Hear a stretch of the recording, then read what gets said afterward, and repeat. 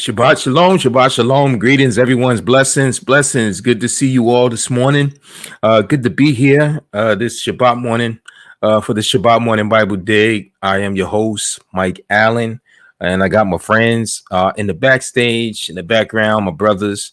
I'll bring them on, and we're gonna get this in and get started. Got a little delay this morning with some technical difficulties, but nevertheless, we pressed through, and y'all saw us through. So without any further ado, we're gonna bring my brothers in.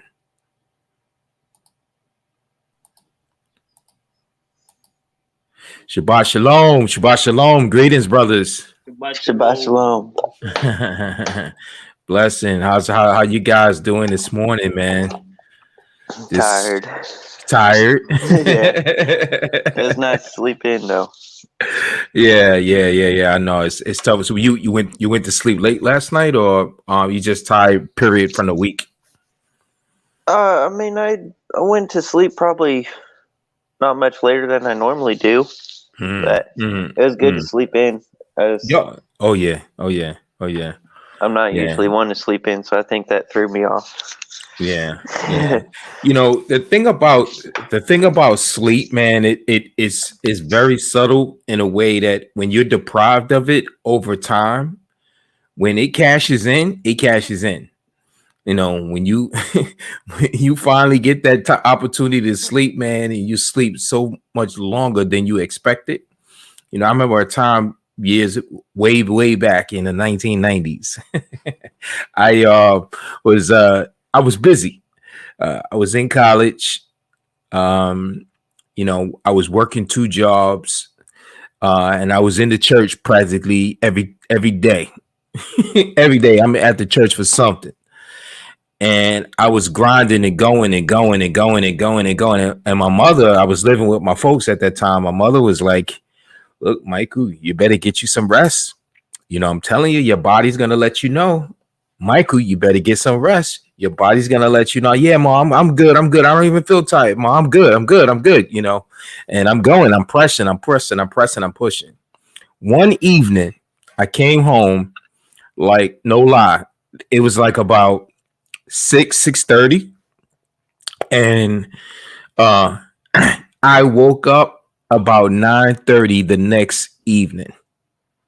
That's how long I slept. That's how hard and that's how much I was pushing myself. Yeah. So when you're deprived of sleep, you know, it kind of like builds up, and then when you finally get to sleep, man, you know, sleep doesn't want to let you go. It's like, I got you now. Where you think you going? Yeah. So what's going on? Yeah. So Brother D, what's happening? You muted. You're muted. Brother Mac Rapperholic, you're muted. Can you hear me? Can you guys hear me? Yes, I can. Okay. So I put it on mute so not to disturb. Oh, okay. I muted off too for a little bit. Yeah. I'm doing well. Oh, okay. See now you reminded me of another story, right? Let me tell you guys another story. See, that's what happens when you become an old man. You get all these stories. So my sister, right? My little sister, my baby sister, right? You know, she had this, you know, little kids. She used to like to watch, you know, her cartoons or what have you. And she would always want to get up close to the television. So everyone in the house is telling her, listen, hey, Debbie, can't get too close to the TV. Come away from the TV. You're too close to the TV, right? Every day she's on TV, at the television. Come away from the TV. You're too close. I mean, literally, she's up in the TV like this, right? Debbie, come away from the TV. So my my nephew and my other siblings, they played a trick on her. They turned the volume off on the TV all the way down low with the remote control, right? And they did it during the silent part of what was going on TV. So they turned it all the way down low, right? So when the commercial went back off, right, she couldn't hear it. And so she looks at them, and then they all are lip syncing. They're like, what's wrong? Like they're saying, what's wrong? Like pretending that she can't hear. And so she started panicking. She said, you can't hear me? I can't hear you. And she started screaming, and then they bust out laughing because she literally thought she was going deaf.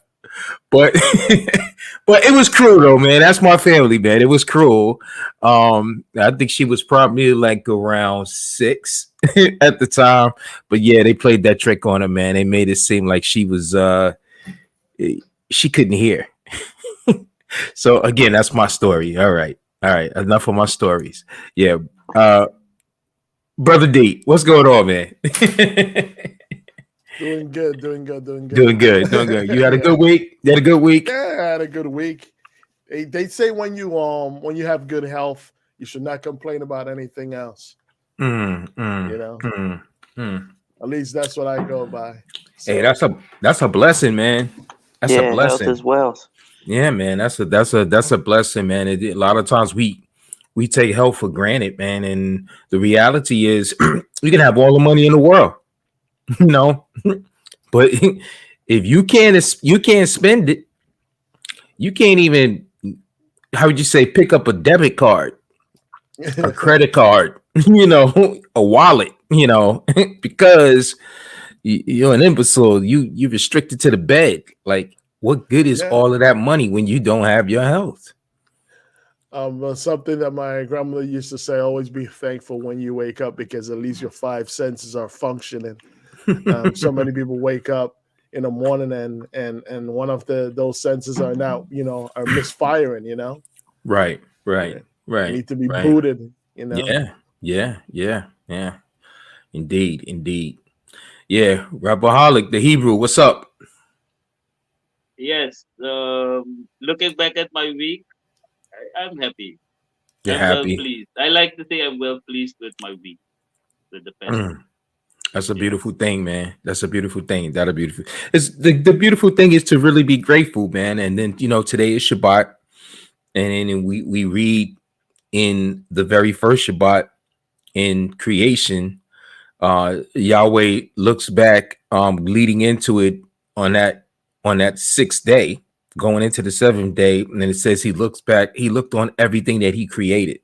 So in other words, all the work that he did throughout the week, he looked at it and said it was good, and I think that's what we should be doing. We should be counting our blessings.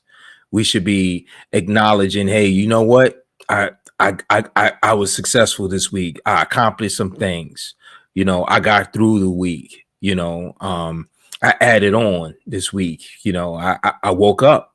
I got some rest. So it's a beautiful thing, man. Definitely. So we're on a topic, man. But before we get into it, I definitely would have asked Brother D if he'd be so kind if he opened us up in a word of prayer. Okay. Lord, thanks for bringing us once again after a long week through the different work situations. Thanks for bringing the brothers once again to speak your word. Lord, know that, we go through different situations. Like how you said, we should be focusing your faith, focusing your direction. And Lord, let us know that even though the world, things are happening around us like a fisherman on a boat, that perfect storm of different currents and things taking us different way, that we can seek your light, your guidance, and your direction, that you can let us know that, like how you said in your words, and you said to the ocean, be peaceful. And it was at peace. Let us, whatever turmoil and things we are having in our own life, or things around us happening with us, that we're able to also say, be still, and be able to go in that direction, to speak your word, to utilize our voices, and to impact and touch those who will listen to our discussion today, even after we finish the live show. In your name we pray. Amen. Amen. Amen. Amen. Amen. All right. All right. Let's get it on, as Mills Lanes would say. Let's get it on. So this morning's topic is a follow-up, a sequence to last week's discussion. And we was dealing with the subject of faith. All right. So this morning's topic is the value of kingdom faith transcends this world. The value of kingdom faith transcends this world. And this is definitely part 2 of that discussion. And last week, in last week's discussion, we talked about how faith in and of itself, what it is. We talked about you guys remember what we talked about and said that what faith is last week. In defining it, if you could recall, and we talked about the go ahead. So we mentioned a couple of ways of going about faith. Okay. That's what I can remember. Right. And we definitely talked about how faith, as we use as the example in the 38th verse of Hebrews chapter 11, that those individuals that are listed in the 11th chapter, which is noted in theology as the hall of faith. These were individuals during the first covenant period who exemplified faith that the text says that the world was not worthy to contain them, or the world was not worthy of them. Why? Because of the type of faith that they lived by. Habakkuk says, the just shall live by faith. And so these exemplify the faith that they live, that gave them a value that this world was not worthy to contain. And so we're talking about the value of kingdom faith, that it transcends this world. When one walks in such type of faith, their value, their merit, their worth, Kevin Samuel talk about high value man, right? Yeah. And a low value man. All right. Yeah. Well, we're talking about, kingdom value faith, a faith that supersedes and transcends this world. It's beyond this world. There's nothing in this world that can measure or contain it, because it works by principles that's not defined by this world. And that's the important thing to understand, that it is kingdom principles that are divine in nature, and it supersedes the way how we think in this world. Like, who would think to step out of a boat and to walk on water? Who would think to empty a vessel of oil into empty vessels, and that oil would just keep pouring until you get to the last vessel? Like, who would think that you pour water into vessels and then they turn into wine? Who would go into a lion's den? Who would go into a lion's den and then go to sleep? You know what I'm saying? Yeah. So we're talking about faith that actually transcends this world's way of thinking. And what is faith? We talked about faith being the truth of Yahweh that we stand on, be it the things that he commands us to do. We stand on it with assurance. We stand on it believing that he is, believing in what he says. We touched about how we diligently seek him, and as we seek him out, he rewards us. He will bless us because of our endeavor of seeking him out, as being the source, as being the protector, as being the provider. And so that is really what faith actually is. Like, faith is in actually putting all of our confidence in him, in what he says, in what he commands. Sad to say that many say that they believe in him, but when it comes to the things that he says, the things that he commands, they pick and choose. They're taught to pick and choose. well, I could follow this commandment, but I don't have to follow this one over here. Well, this one is qualified, but this one over here isn't. And so the problem with that type of thinking, stinking thinking, I like to call it, is it nullifies a person's faith, because faith, as he told Joshua, and we went to that text in the first chapter of the book of Joshua, he told him to only, I'm paraphrasing, but not to be courageous, and he told him to not to turn away from anything that he does, that he told him to do, that he's to meditate on his laws so that he can do those things and have good success, to be courageous, to put his confidence in him, to put his trust in him. These were the instructions that he gave to Joshua in order to exemplify the faith that he needed to accomplish something that, who would think that you will walk around the city 7 times and then on the 7th day that city would collapse? The walls of the city would collapse because you walked around. Again, you're talking about a faith that it doesn't make sense. It doesn't make sense to the world's thinking, and that's If I could say something, Brother Mike. Yeah. So as you're speaking, and I read the name of the title. Yeah, the title of the live stream. The value of kingdom faith transcends this world. So as we're speaking, we're naming these names, so a thought came to mind. So any of these men, we even spoke about Daniel going into the lion's den. If any of these men were to go to therapy, you named Kevin Samuel, so that's how it came up, because he was big on therapy. Right. Not so much. But if any of these men were to go to therapy, that therapist would actually deem them insane, I think. Any of these men. Right. So that's why that's what the transcending of this world. Even the psychologist wouldn't know what to do with a man like Moses. Right. Or Abraham. They would take their misogynistic isms, insane, out of their minds, straight jackets. That's what it's the transcending would be to them. They wouldn't know what to do. That, and I think because this has been my personal experience with doing, I'm a vet, Sorry for cutting you guys off. Give me about 2 minutes. I'll be back. Okay, guys. Yeah. Okay, no problem. Yeah, I myself am an Army vet, and I have what is diagnosed as PTSD. So I have my VA men's group. I go through my counseling. I go to my therapy. I've done a lot of relationship therapy, both ways, receiving and giving. Right.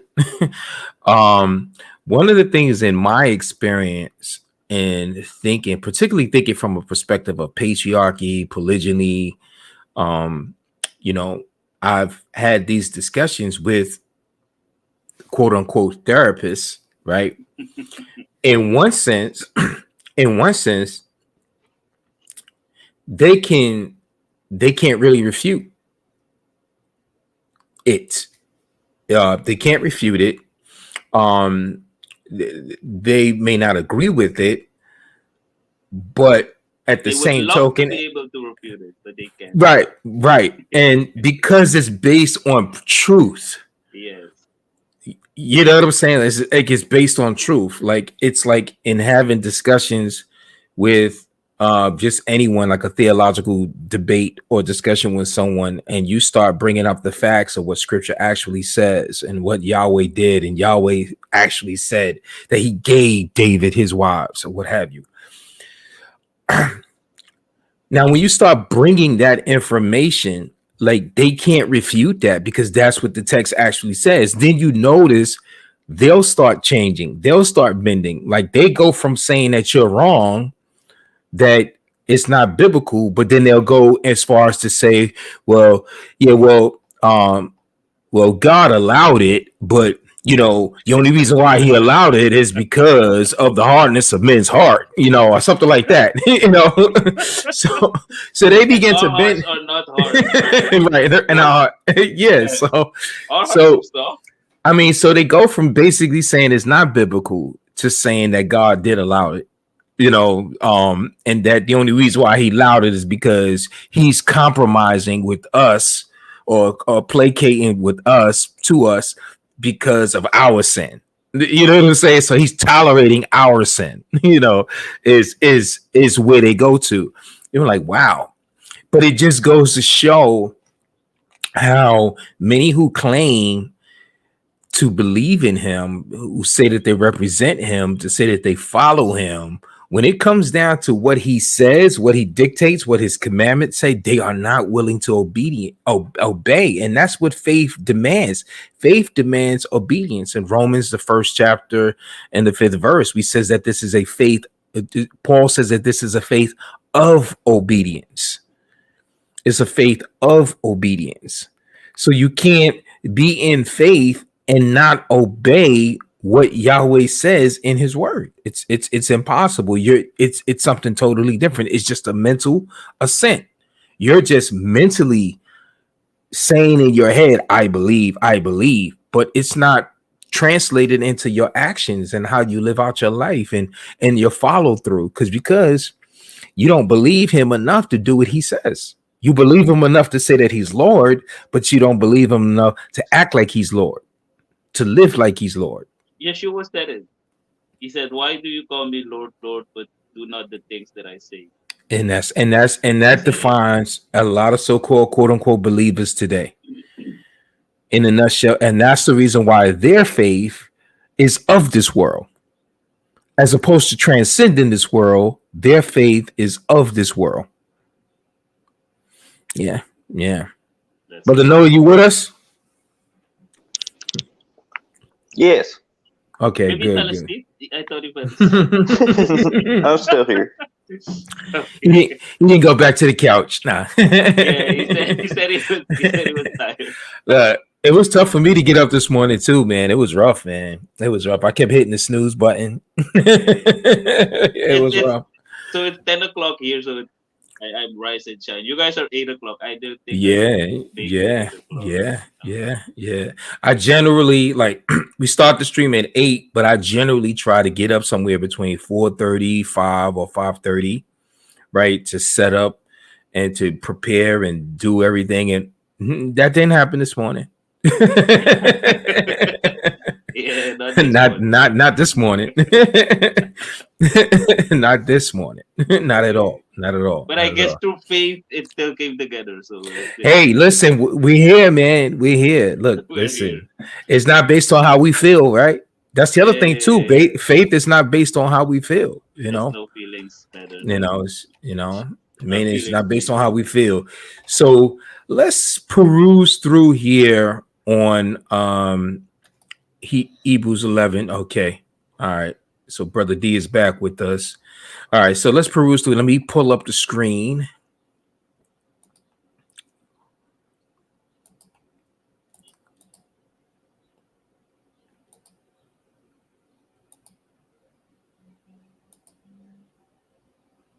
All right, so you guys can see that screen because I'm doing something a little bit different. I'm using Google Chrome, and I'm using the correct. Yeah, and Mozilla at the same time. All right, so you guys are able to see. All right, so now if I switch it to this one, you can see that too. Yes. To Google on it, right? Okay, I just want to make sure that you can see that extra window. All right, good. It's one thing when you check these things out when you looking at it yourself, but like this morning, you couldn't hear me, right? And then sometimes you won't be able to see me unless if you let me know that you can see on here, right? All right, so let's go to Hebrews 11.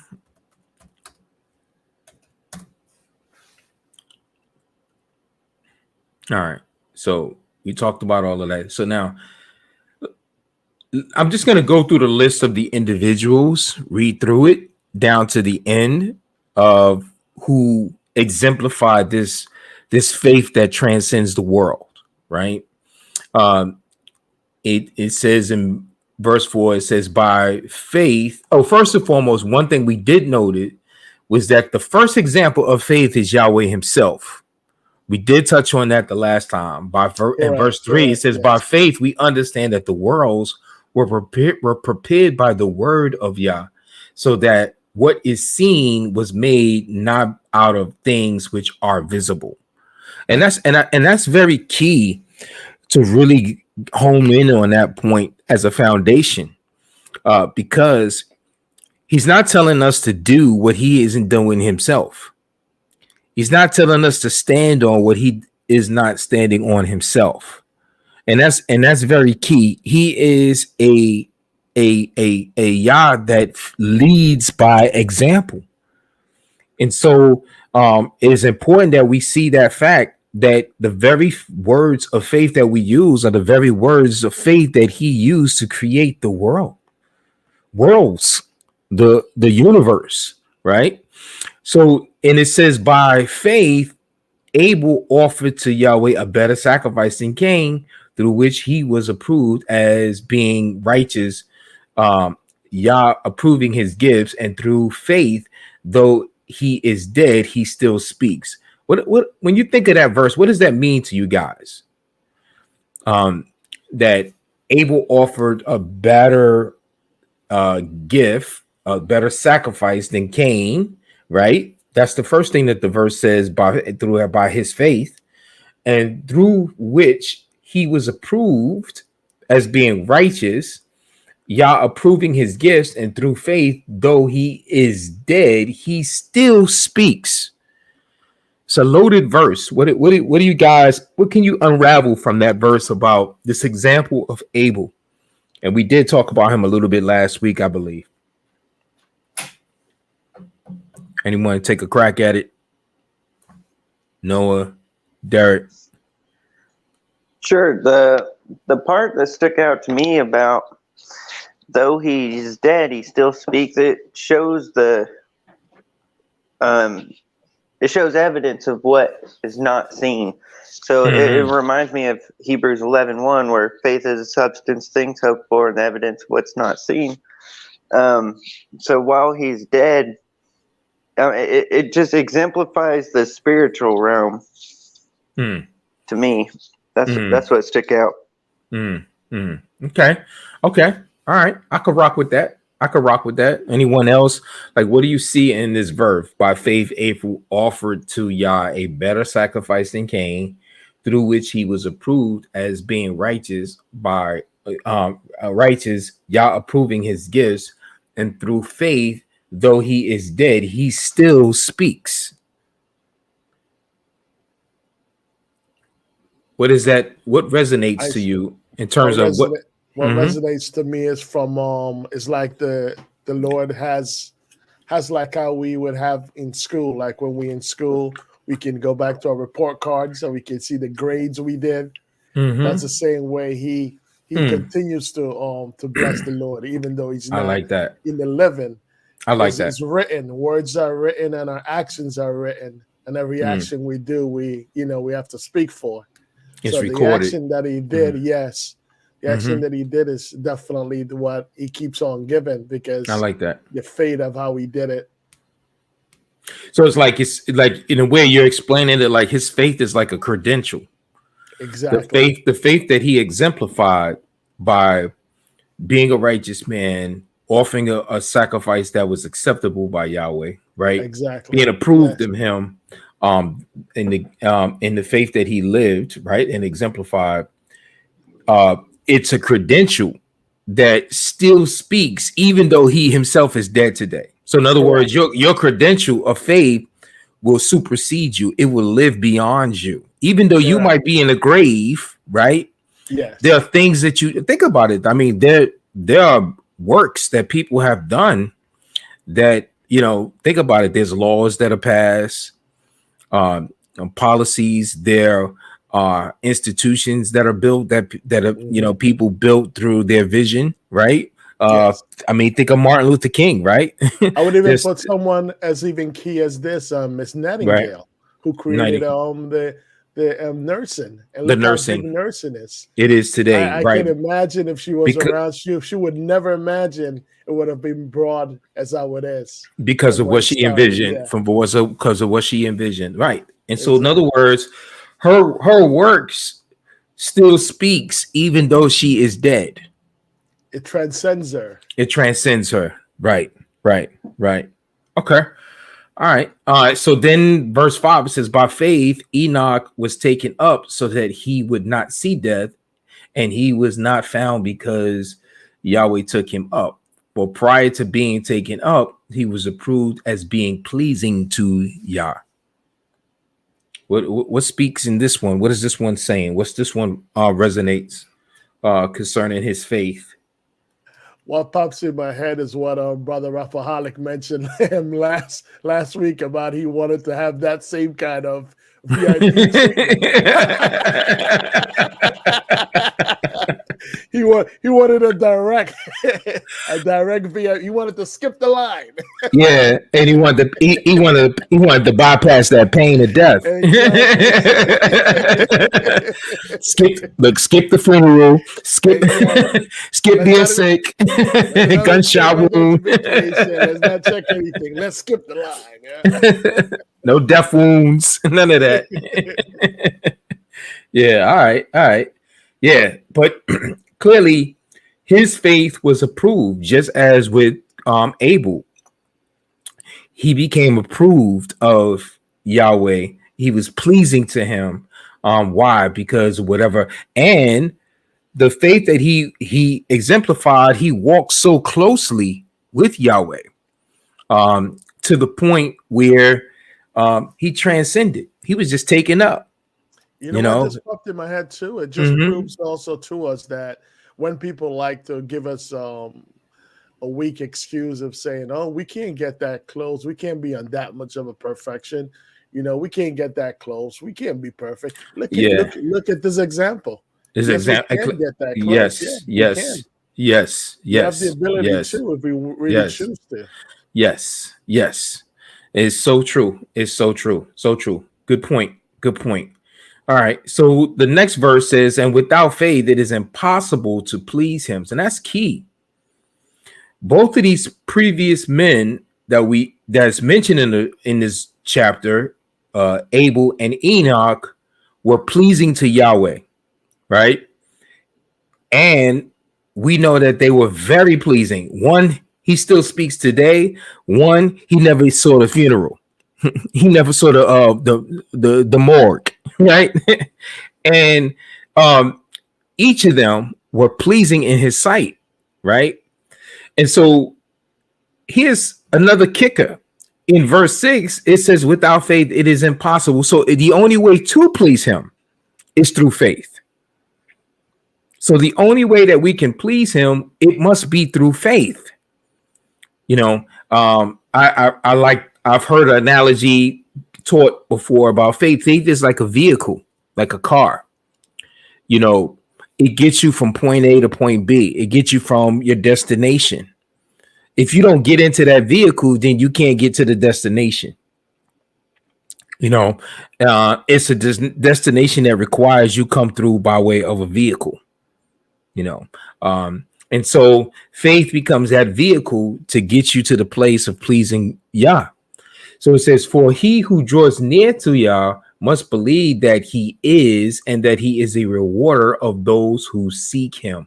What does it mean would you guys say, to draw near him, believe in him, and seek him?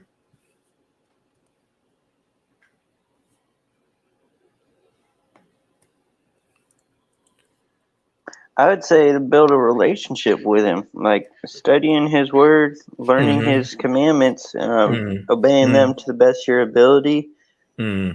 What's the opposite of near? What's the opposite of near? Away, far. Right? Yeah, so rejecting him. Right. You know, and a lot of times people want to keep their relationship at a distance. They want to keep him far away. They want the blessings. Yep. But they want to be afar, right? So he says you must be near, and then he says you must believe. What does it mean to believe? You know what, Pops, before you go to that next one, what about the drawing near? It brings me to that song. I'm not sure if people have heard it. It's Draw Me Near and Near to the Blessed Lord. Yeah. That song comes to my mind so vividly. when we Yes. speak of near. Near. Exactly. Because that's, that's what the message of the song is really communicating, that, I mean, listen, we must recognize that in order to get anything from him, we got to be near him. We can't be afar off. We can't be distant with him. We can't be flaky with him. That's the reason I feel it's so important as our kids grow up to have that near, understand the nearness and the symbolism and the importance of the Lord in their life through Mm-hmm. every step, through every decision they make. Mm-hmm. Mm-hmm. This is what the word faith or the word believe mean. It means faith, right? It's synonymous. Faith and belief is synonymous. It says it's a conviction of truth. In other words, you got to be convinced of the truth. You got to be convinced in what he says is real. You have to uh, be at a state where you get it, you grasp it, um, without a shadow of a doubt, that it's true. So it is conviction of the truth of anything. It is belief. It is in the New Testament of a conviction of belief respecting man's relationship to Yah and divine things. Generally with the included idea of trust and holy fervor born of faith and conjoined with it. Here in this particular verse 6 that we're reading this from, it says when it relates to Yah, is the conviction that Yah exists and is the creator and the ruler of all things, the provider and the bestower of eternal salvation through Messiah. So one must be convinced of all of this, that he exists, he is the creator and the ruler of all things, he is the provider and the bestower of eternal salvation through Messiah. One must believe that if they really are exemplifying faith. So it says, and without this type of faith, right, that is convinced that he is, right, and that he is a rewarder and a bestower, right, without this kind of faith, it is impossible to please him.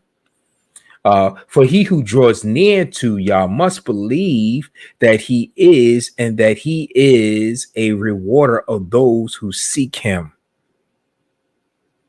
A rewarder of those who seek him. A lot of times, people would say they believe in him, but is it possible to believe in him, but don't believe that he's going to answer your prayer?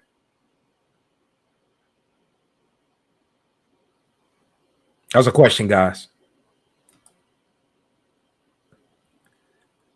Is it possible to believe in him, but not believe? I mean, it is definitely a cognitive dissonance. It's definitely a contradiction, a conflict. Is it possible to believe in him, but yet at the same token, sort of believe that he's not going to give you what you want, or he won't give you what you want? Definitely. There's I don't know the chapter and verse, but it is like they show a form of godliness but deny the power thereof. Power Like a lot of thereof. people claim to believe him, but then when it comes time, like a family member sick, they just like, oh, we gotta go to the hospital. Yes, exactly.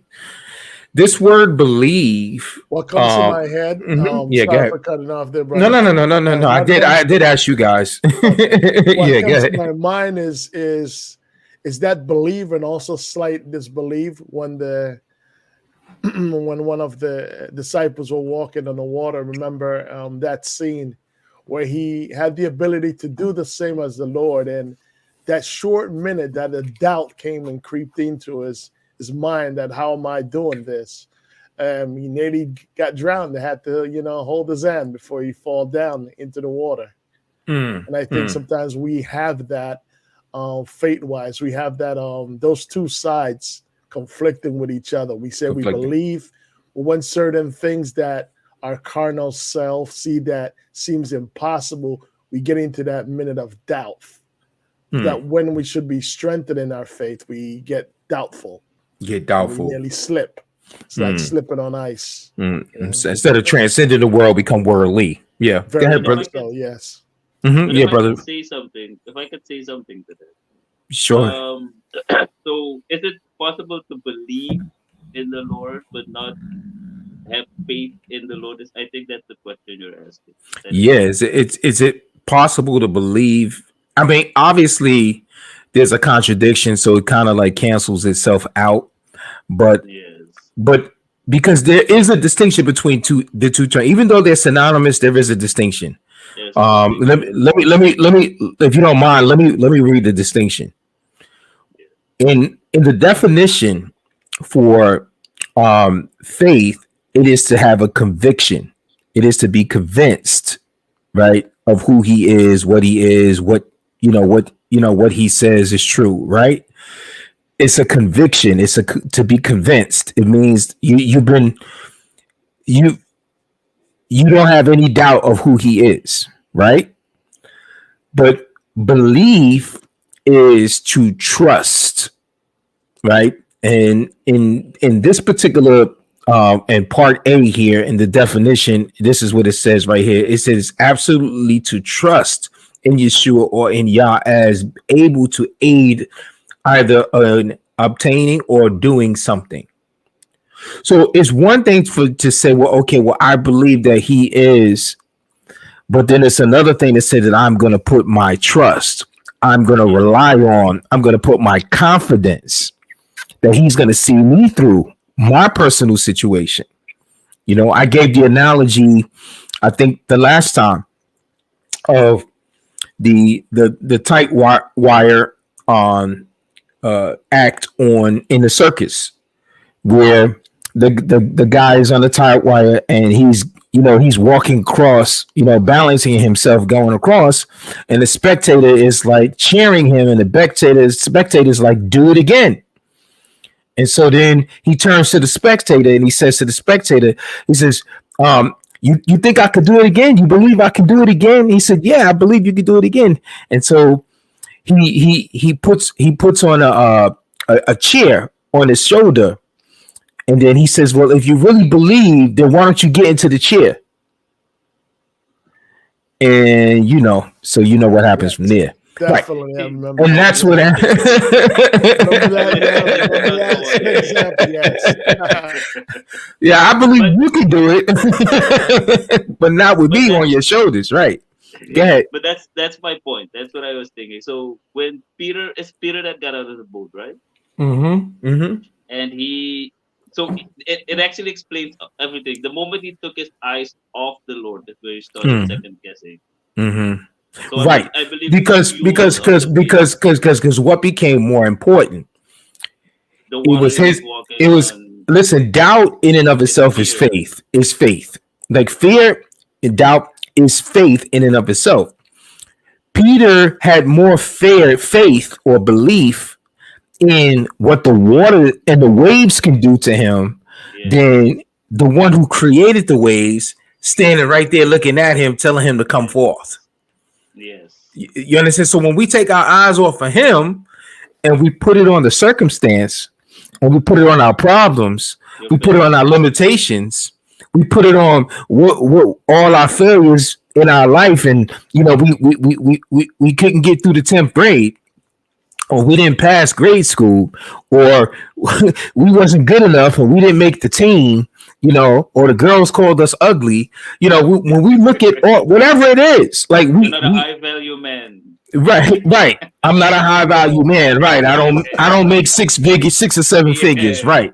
Right. So when we put our confidence, our trust, our belief more in that than we do in what he says, then it contradicts whatever conviction that we have that he is, of who he is, what he is, right?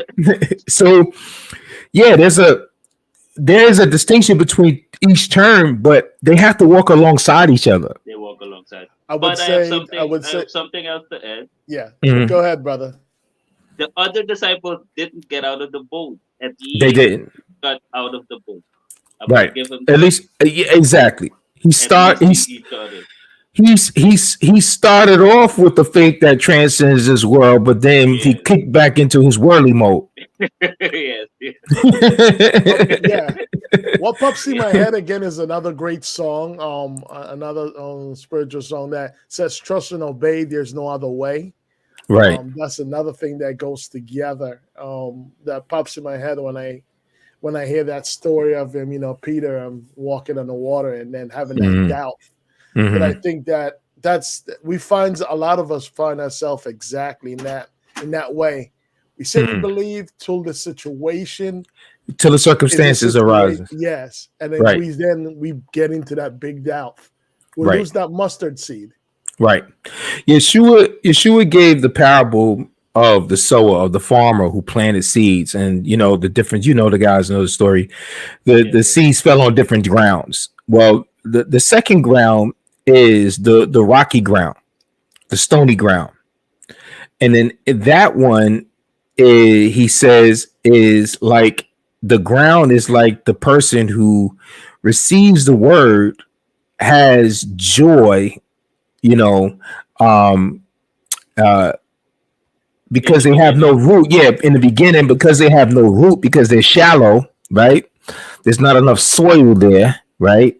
And it's shallow. Uh, they'll receive it and momentarily. And if I might be mixing it up with the thorny ground, because sometimes I do that. It might be the thorny ground. The I thorns think the choke thorns up were the cares of this world. The the kids of thorns this were world. the The cares of kids this of this world. world. Well, that's the kids of the right. So Yes, the those stony are the ground misunderstood. is that they receive it immediately with joy. Yes. But then when the pressures of life and circumstances and so forth and whatnot, you know, uh, and then the enemy was able to basically snatch it away. Because why? Because they wasn't able to take root. That's another thing too. Like, faith requires being rooted. Faith requires being in good ground where his word can take root and properly germinate and properly be able to gain a firmness to produce the crop in and through us. But Okay. if we're shallow, Yes. if we're so consumed, preoccupied with the cares of this world, right? That's not going to happen. That's not going to happen. And so, clearly, and that's the reason why we have to be near him. When to be near him demands that we have a relationship with him. We're spending Yes. time with him. We're in his presence. When we're But not in brother his Mike, presence, we're not going to have that confidence. Go ahead, brother. but brother Mike. So Mm-hmm. as Yeah. you're speaking, an idea pops up. I'm gonna have to dig into what you just said. Okay, dig into the word. Yes, I'm gonna have to dig in. So the way you're speaking is you need to be rooted, but then the the Western philosophy, which we spoke of a couple of weeks ago, is Hmm. abstract. It's Right. an abstract way of thinking, but you can't. So you can't understand. You can't be rooted with an abstract mind. Hmm. It can. You have to have a solid, a concrete mind to be able to be rooted in anything. And please explain a little bit further. If you can elaborate further on what do you mean, the difference between abstract and solid, So concrete, abstract. concrete. Yeah. So the way I understand abstract is you have your opinion, I have mine, and this has this, and Oh, anything's okay. possible. Okay. And then Okay. a concrete would be we have one straight line, and that's the focus. Right. Right. His will be done. His will be done Right. is the most Yeah. I concrete think thing I can you. think. Another way of saying what you're saying is objective and subjective. It's subjective, yes. But you Right. can be So. rooted with an abstract mind, abstract way of viewing the world. Right. You can be Right. rooted in anything because it's Because it's not subjective. confined to it. Right. And remember, Yes. faith is confined by his truth and what he says, What he says. what he dictates. Right. But if it's your own, how can you be rooted in your own That is the truth? problem. Your own truth. That is a problem with modern day religion, particularly Yes. Christianity, is that it enables people to, all you got to do is have the faith of a mustard seed. You know, all you gotta do is if you say to this mountain, you speak to the mountain and to be thou cast into the sea, and you believe in your heart those things, Yes. whatsoever things that you desire when you pray, believe that you could receive Yes. it and you can have it, right? And Yes. so it becomes like this thing, like a genie rubbing Yes. yeah, right. It And it's becomes a like genie. yeah, you just get three wishes, and just whatever you wish, you can get. No, faith is confined. John said we have this confidence that he hears us, because those things that we ask according to his will. So faith, His will. See, his his will. will, right? That's the it concrete. That's it's what makes it confined concrete. to his Yes. prescription. It's confined to his prescription. It's not confined to To your uh own. desires and Yes. wants and dictates. No. He sets the standards. That's it. Yes. There it is. He sets the standard and you have to meet. The, That the other makes sense. Yes. The other thing too is I think that is often missed here, aside from the being near him, uh, pleasing him, believing in him, having faith in him. The other thing that's often missing here in this sixth verse is that he is a rewarder of those who seek him. A lot of times we could say that we believe in him, but we don't really believe that he's going to reward us for whatever low self-esteem that we may have about ourselves, or we may feel like we're not deserving. In fact, in Roman Catholicism, it has been taught and translated into Protestantism, this idea of taking a vow of poverty. That he wants us to be poor and humble and meek, Celibate. right? Yes, celibate. Celibate, right? Like so you got to be virgin, you got to be celibate, you got to be poor, busted and disgusted. You know what I'm saying? Like, so all of these things of quote unquote fake piety, uh, Actually, the opposite of Abraham. You have to be the opposite of you Abraham. have to be the opposite of Abraham, right? In order to be exemplifying faith, right? When But Abraham was a faithful man. which is the reason why I'm glad Abraham is listed here, Yeah. because when you look at these individuals that are listed here in this particular chapter, transcends the stinking thinking of what's being Yeah. taught today. If you look at their lives, it's not enough to just look at what the verse says about them. You got to go back to the Torah and Look you into the look at word. look at these individuals' lives and see what it is that they actually did, and you'll see how much it conflicts with a lot of what's being taught today. That's the thing. I don't think So, were mhm. any of them celibate, except maybe Daniel, I guess. But who was celibate? Yeshua, maybe John the Baptist. I Okay, don't know. Yeshua. But Maybe the John the Baptist. majority of that list is not. Where did they come up with this celibacy? Nah, yeah. Again, that comes from asceticism. That comes from um, what do they call it? Monastic practices, which comes from a lot of the Eastern philosophies, uh, dealing. You're talking about in the first section that the Romans were already practicing, and Oh, when they co-opted, when they took over, uh, the the what is called the universal church. That's what Catholic means, the universal church. Um, and once the church got in bed with the Roman Empire, then they started forcing in these customs, these beliefs, and these ideals. And it didn't happen overnight. They were coming in gradually over time. They were being ushered in to um, the doctrine. They were being ushered into what was being taught. And so, yeah, definitely this idea of taking a monastic view, taking a vow of poverty, taking a vow of celibacy, because they deemed that, you are at a holier state when you're poor. You're at a holier state when you're virgin. You're at a holier state when you're not married, which we know opens the door to so many other problems.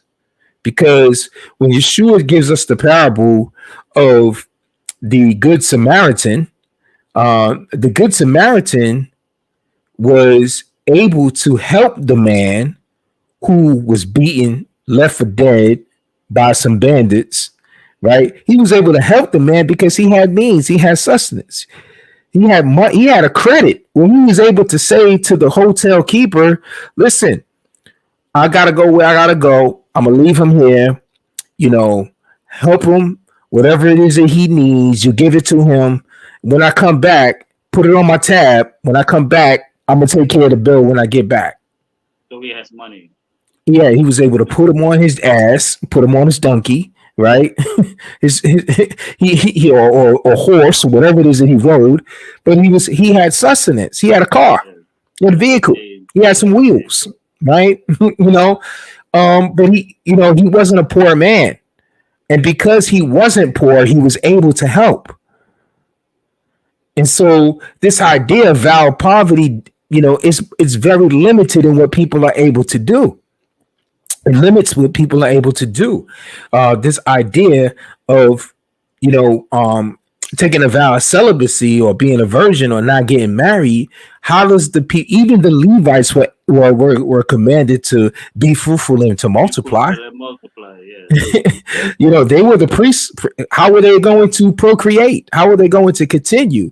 So this ideal that the Roman Catholic Church came up with, all it did was just go directly against what Yahweh commands. And again, faith has to be in line with what he commands. Being fruitful and multiply is not a choice. It's a commandment for humanity. It's a commandment. So, nut sacks are there not to go to waste.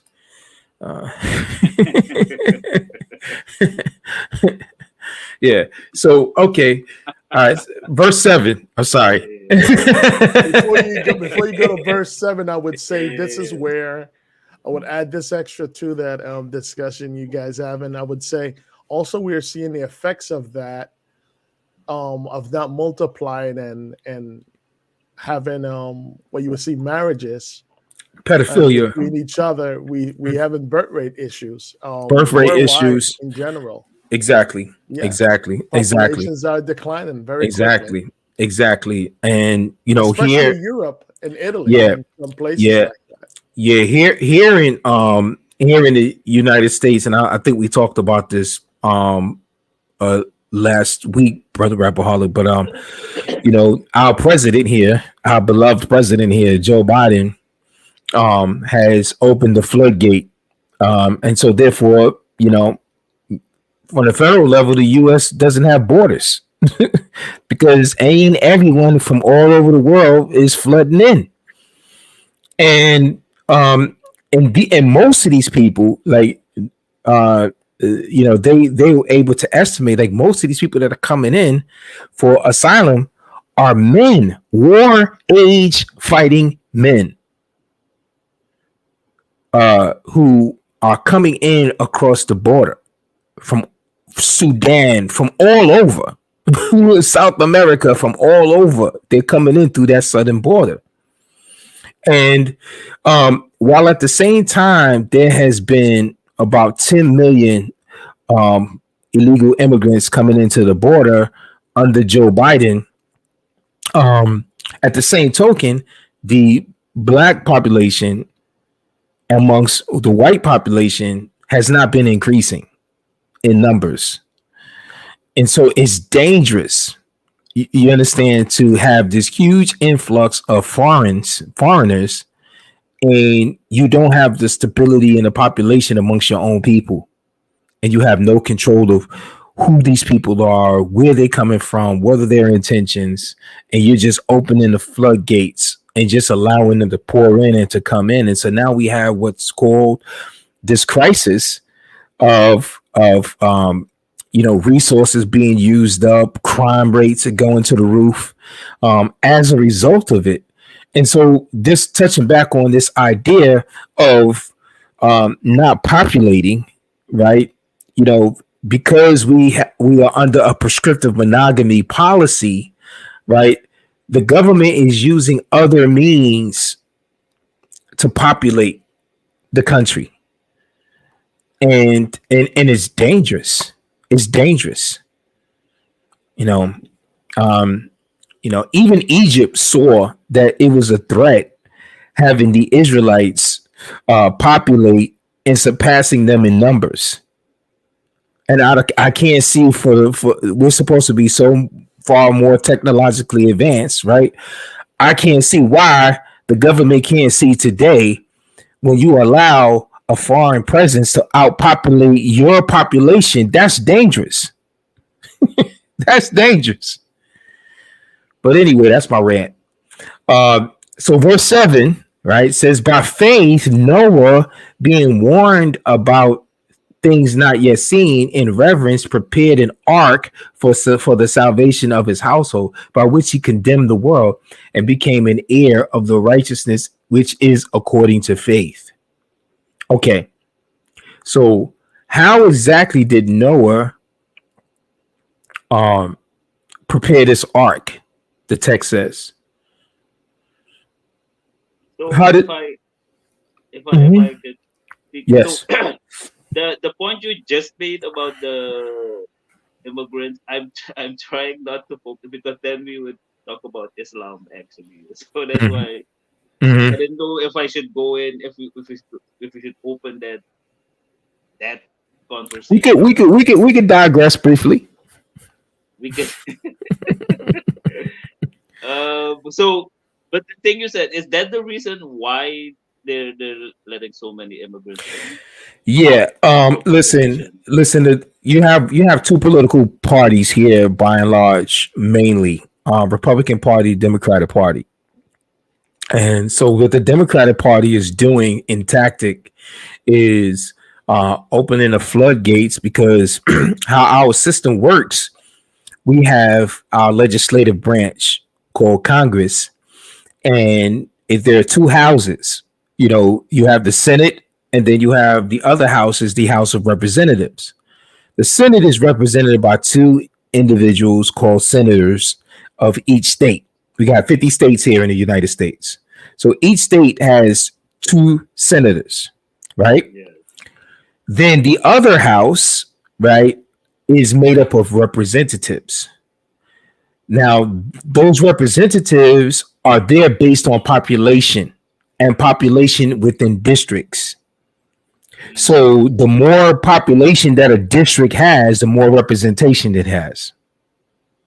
Or the more population that a state has, the more representation that it has. And so even during slavery time, right, when they were forming the Constitution, they counted the slaves as 3/5 of a person. And the reason why they did this is because of all of the slaves that the South had versus the North, right? The South would have an advantage in terms of representation.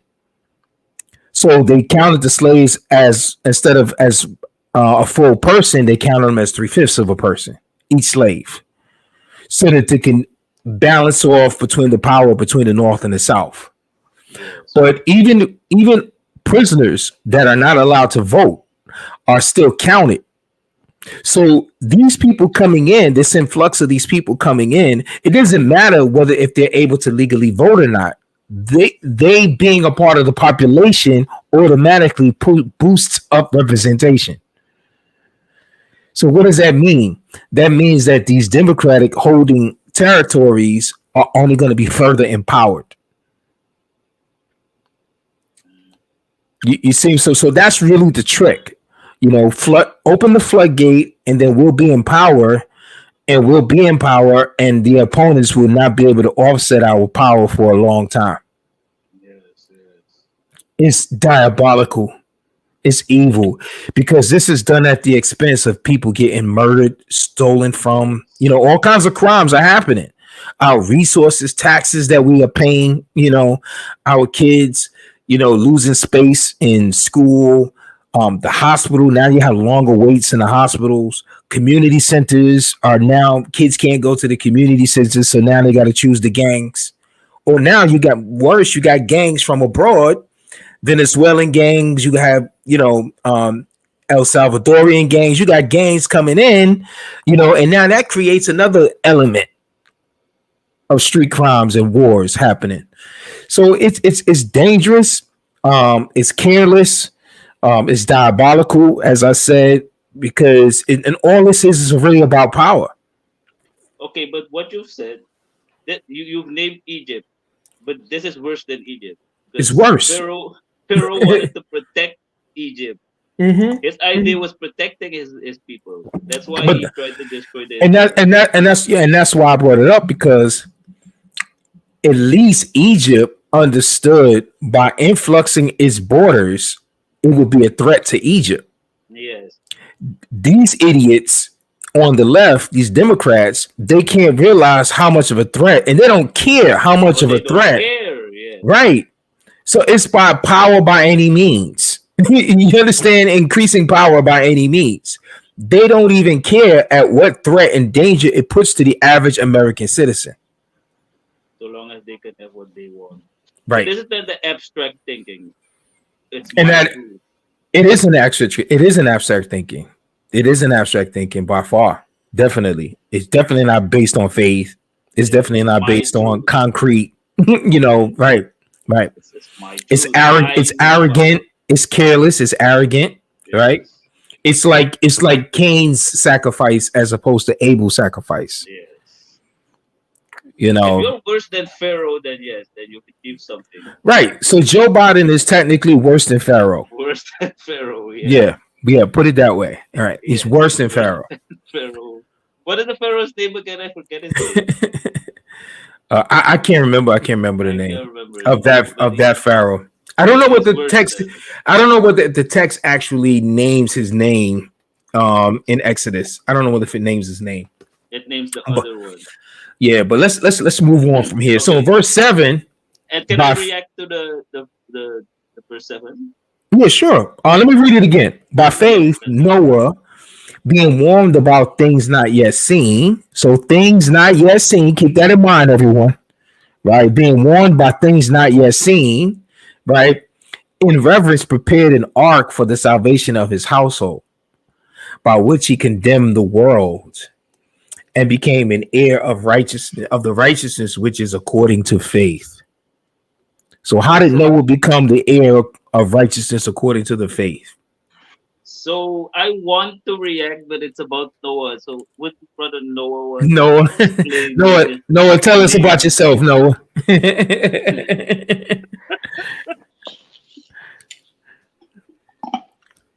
Noah, you should have this down pat. Tell us The real what Noah, happened. please stand up. What happened when you were building this ark, Noah? Man, I was trying to tell him, look, there's a flood coming. Looked like Noah was working on the nails for a minute there. Them boys, I told them to put the nails in. He bought the 6 inch when he said about the 8-inch nails. Oh man, he got booted off for some reason. He got to come back in. Yeah. Yeah, that was Are we funny. gonna wait for him, or can I? Yeah, you get started. Get it started. Yeah. So Okay. by faith. Okay. So what did Noah do to make this according to faith? So a couple of things stand out immediate. Thing There is, you this is the topic. So it's written by faith, Noah being warned about things not yet seen. So he didn't know what rain was actually. He just heard about it. It's like, Right. I don't know what rain is, but Right. because you told me, you're the Right. big man here. I'm gonna believe. He didn't even know what was gonna happen. Right. Right. Then the second thing that pops up is the word reverence. Mm-hmm. He reveres someone because of his reverence. He believed and then built. Right. Right. And because he built it, now he has condemned the world because the world doesn't listen to this person he's referencing. Right. Right. Right. And that's what Right. makes it faithful. You get me? Wow. You broke that down. You I broke brought that my down. shovel, so yes. But and as a result of it, his household was saved. It was saved, yes. he was saved. So that's another thing that we really didn't really touch in on, but this faith actually saves you. It's like an umbrella or a cloak of protection, I guess. It's cloak of protection. Cloak of protection. Since we talking about Egypt and around that time, I would say it's like putting on the armor of a Spartan, armor of protection for war. For What war. we see and what we don't see. What we don't see. I believe Paul calls it the helmet of salvation. You know, when you don on the helmet of salvation, what's the purpose of the helmet? You know, it's to protect you from any blows that you may incur at the head. Right. Yeah. Yeah. So Brother Noah, you were about to go back down memory lane and tell us what happened back over 2,000 years ago. You guys really rattled some spirits. Man, my phone tripped out when you guys did that. 6,000 years ago. Sorry, 6,000 years ago. What happened? How did it go down, Noah? So before you speak, I think he transcended his phone. He transcended. That's some powerful faith, man. That's some powerful faith, man. Oh yeah, something definitely happened, man. I got logged out, and then it did this weird thing. It shut off and joined me back in. Yes. All right, so yeah, what were you going to say on it? But no, people were living it up. They're seeking out their own pleasures and fulfilling the lusts of the flesh. And I was getting a revelation. Look, you guys got to prepare. There's a flood coming. Time to get right. And they weren't listening, and they just thought I'm some kook building this ark. But I was trying to save them, man. Right. And you know what? That's a good point that you put out. But seriously, in all seriousness, that's a good point, because that was the issue. The issue is sin. Sin is transgression what Yahweh commands. And so they were being condemned because of, you know, their high level of activity. Scripture says their every thought and intent of their hearts was evil, was to do evil continually. Right. So that's the thing. It's you know, faith will condemn sin. Faith contradicts sin. You can't be walking in faith and then living in sin at the same time. It nullifies your faith. It cancels your faith. And so in order to be in faith, you have to have a sense of holiness apart from sin. Faith is a holiness or a holy walk that is apart from, separated from sin. You can't be doing what everybody else does. If what everybody else is doing is sin, you can't be a partaker of it. Walk it not in the place of sinners, nor sitteth in the seat of scorners. You cannot be doing that if you are living a life of faith. No, I'm sorry. Is there anything else you wanted to add to that? No, that's it. That was it? Okay, good. Brother D, got anything you wanted to add to that? Wow, damn, Brother Noah took it over everything. I was just trying to find out how he got all that material for the boat in the first place. You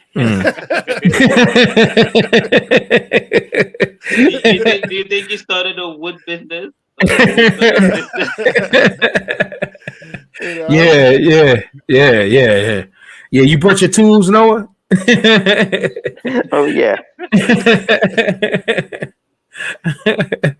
All right, so the next verse, and it says, by faith Abraham, when he was called, obeyed by going out to a place which he was to receive for an inheritance, and he went out not knowing where he was going. Ain't that something about faith? See, faith will draw. You can finish. You can finish. No, I was gonna say, isn't that something about faith that Yahweh demands? Is that it will oftentimes demand that we obey, going into an area that is unknown to us, stepping into the unknown. That's what I was gonna say. Yeah, stepping into the unknown, and the key here is he obeyed. So that you can't obey unless there's a commandment. So again, with the trust and obey again, you know, right, key again, right, quotations. Right. And sometimes sometimes it's good to. Before in the past, we used to travel. We used to use our instincts to travel from place to place. Now, Mhm. so many times we utilize so much technology and stuff that we have people driving off of bridges because the GPS tells them to. You Right. know, Right. Right. Right. meet the Right. different dangers. We got to That's have a trust and a belief in our capability. In the past, we were able to calculate numbers. Now we have calculators, and we have become very dependent on these things and not but utilize what we have. That calculator that Lord gave us. That brother D, you made me think of something when what you just said. So that means that faith, okay, if your faith is in something like a GPS that can actually lead you to a bridge that is not fully a bridge, and you can go off because parts of the bridge is missing, right? Or take you down a wrong detour and you fall off a cliff, right? A GPS can do that, right? How good is or sure or concrete or secure must be the thing that you put your faith in? That's a very good question. There, that's At a the good very one. least, 100%. The very least, 100%. So faith, 100%. so faith is only as good as the object as you put it in or you Yeah. direct it towards. Or as So wise. right. You So would if be you wise to believe in someone that knows his stuff. right, Be wise. right. So if you're in somewhere like in Canada and there's a sheet of ice because the lake has kind of somewhat frozen, but it's not the ice is not that thick, right? Would you recommend playing some ice hockey on top of that that sheet of ice?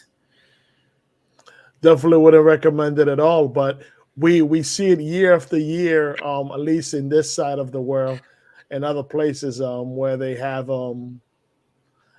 snow and icing. A lot of people get on there and fall through.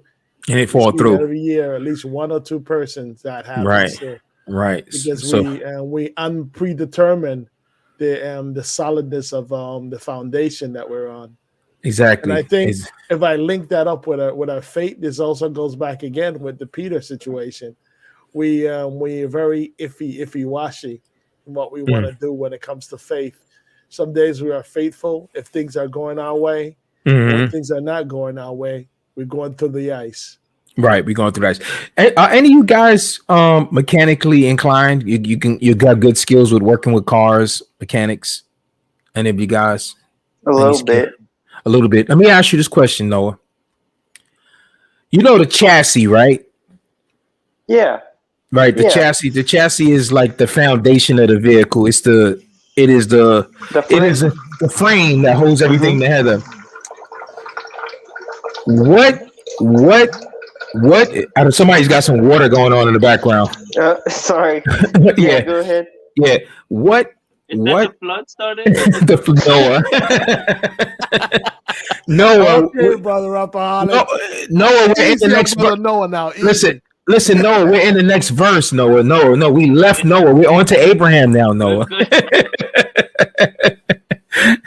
No, but if okay, in the car, if the chassis has a crack in it, if it's bent or it's been cracked, it's been compromised. Okay, uh, are you able to get that car insured?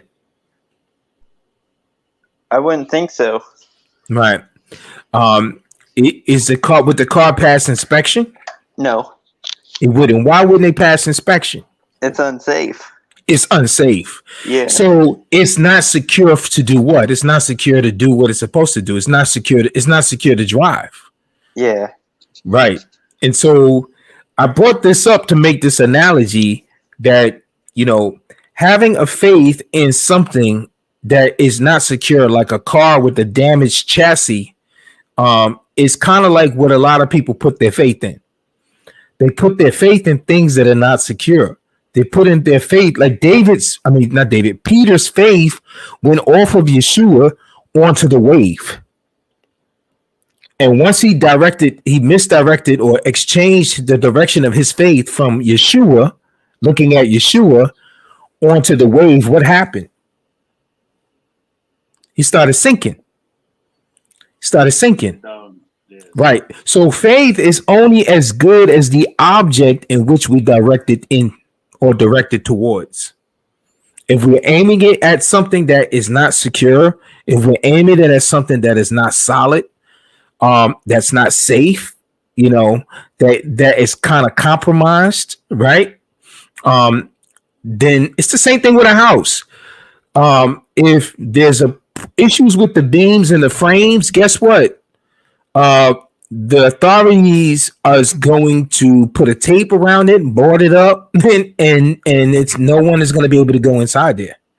Wow, something just popped in my head when you said that. Going back to the construction, I would say if we build a house in a sinking sand or in a swamp, that house will never be built and wouldn't be solid. We need to build our faith on solid ground. Why? So we can build the house so it can be secure and so it can be solid, so we can have roots in it. Right. So you need a solid foundation of firmness in order for it to be secure. Correct. And so Yeshua is our rock, and he is secure. And so we can vest everything into him, it because it is safe, it's secure, it's sure. It's not compromised. And remember what he was when he was here too. He was a carpenter. What carpenters do? They build solid structures. Yes. And yes. He was building men. Build them in. Exactly. Good observation. Right. So Abraham's faith was a faith of obedience, and it was a faith where he was able to inherit the things that was promised to him. And it required that he go out into the unknown. It required that he go. Yes, sir. Isn't every form of faith somewhere there's an unknown factor? Yes, because he doesn't always tell us all of the details of the end, because then what is there for us to trust? Yeah. Listen, if we knew all the details of how everything was going to end up, would we still obey? That is a good question. So Yeshua knew it, yet still obeyed. So right. I don't know. He do, but he also talked about the aspect of himself not knowing. He says that in terms of not even the Son of Man knows the day or the hour. Right. The return. Right. Not even the Son of Man knows the day or the hour. So in other words, he divested himself of ready knowledge of things when he took on humanity. And so when he came into this world, he came in as a child and grew in knowledge and understanding, just like how we did. So he restricted himself. He divested himself from knowing everything. Yeah, there were things that he was able to perceive in certain conversations and stuff and so forth. But it was always based on how he walked with the Father. But at the same token, he experienced an element of unknown. Exactly. I mean, it's revealed in what he says. He says it's not even the Son of Man knows. Yeah. What pops in my head is another thing that when we talking about what we spoke in one of our past Shabbats before is the reward. What comes to question is, if we know we're going to get a reward as a child, we know we're going to get exactly that gift if we do what our parents tell us, but we still do it. Mm-hmm. Or are we doing it just to get the reward itself? Right. So think about the sinner. Think about the sinful mind. Think about the flesh. The flesh that has been accustomed to living sinful, right? taking shortcuts, compromising, um, waiting until the last minute, right? What were we saying ourselves? Well, okay, well, if I know exactly when he gonna come back, I'm gonna live all the hell I could live, do all the bad I could do, have all the fun I can do, live it up. I'm gonna live my best life, right? Yes. And just before he Nice with comes it, back, because, right? Before he comes, then then boom, I surrender. clean up my egg, do everything. Yes. Yes. That's what we would do. We would I all mean, be the man on the cross. Exactly. Just like a And the small right child, hand. too. Yeah. exactly. We will all choose to be the man on the cross, right? And the right Exactly. hand. And that's what isn't that what children do? Did you tell, hey, go clean your room? Hey, I need you to go to the store. I'm going to give you They- $10. And guess they'll what? tr- They do it. Because But they they'll want try. the 10. But aside from that, they will drag. If they don't feel like doing it, they will drag it out. Until you really emphasize and you have to put the sternness in your voice. Then that's when they know. Okay, I better get up now, right? Gotcha. But they'll drag their feet. And that's what we do in nature, in the sinful nature, as human beings, is we will lean to the tendency of compromising, putting off for till tomorrow what we can do today, right? And waiting to just before there's no more grace for our compromising, then we decide that we're going to fall in line. That's what we would do. That's what we would do. And that's one of the reasons why I believe he doesn't reveal everything to us all at once. He reveals things to a need to know basis over time, because it's the best way for us to grow. Because when we have all of the information, we're going to manipulate that information. But also, I would think it's if I tell you everything, then the reward becomes your hope and not me who's telling you. Because Exactly. And that's the other thing. There's an element. That's a great point. There's an element of reward. There's an element of glory that Yahweh gets when we just trust him at his word. yeah, because when it was talking about the word reverend, Mm-hmm. so he's revering someone. Right. You have to have someone to revere. And if you're referencing me, you don't need all the details. I You don't am need. all you need. Right. I am all you Right. need. Right. Right. If you're Right. truly referencing. And one thing about having information, being armed with information, it's empowering. So you'll rely on your power of knowing all of the information and all of the details rather than you're relying on the person. And it is the person of Yahweh that he wants us to put our trust in, Yes. not on how we can manipulate the details, so that we can do evil, right? Make it fit our truth. So that we can do evil, It's to right? protect us from our truth. From our truth, exactly. Keep you focused on the truth, not your truth. And Exactly. You was going to ask another question. You thought you said me? You. I thought you was going to ask another question. No. You. That's the point. That was a point. That was a point. It's simply to protect us from. Okay. Or to keep the reference focused on the right person. All right, so let's get through this. So verse 9, it says, by faith he, talking about Abraham, sojourned in the land of promise, as in a foreign land, dwelling in tents with Isaac and Jacob, fellow heirs of the same promise. For he was looking for the city which has foundation, whose architect and builder is Yah. So he was looking for a city that transcends this world, that's built by Yah. Not necessarily to not be in this world, but it's something that Yah made himself. He says in Psalms 127, except Yah builds the house, it cannot stand. Right, exactly. So he wants to be the builder and the architect of our foundations, of our dwellings, of our lives, of our cities, of our nations. But when we build those things ourselves, right?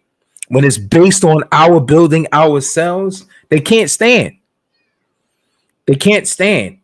And that's the reason why nations rise and they reach a peak and then they decline. Yeah, exactly this. Because it's not rooted in him. Right. This is Um, what I was going to say. No, this is mhm, what, you're right. I was going to say some. Um, mhm, it makes logical sense then to put your mhm. faith in someone who knows everything. Knows everything, and It's that's and actually illogical to not to put your not faith in him.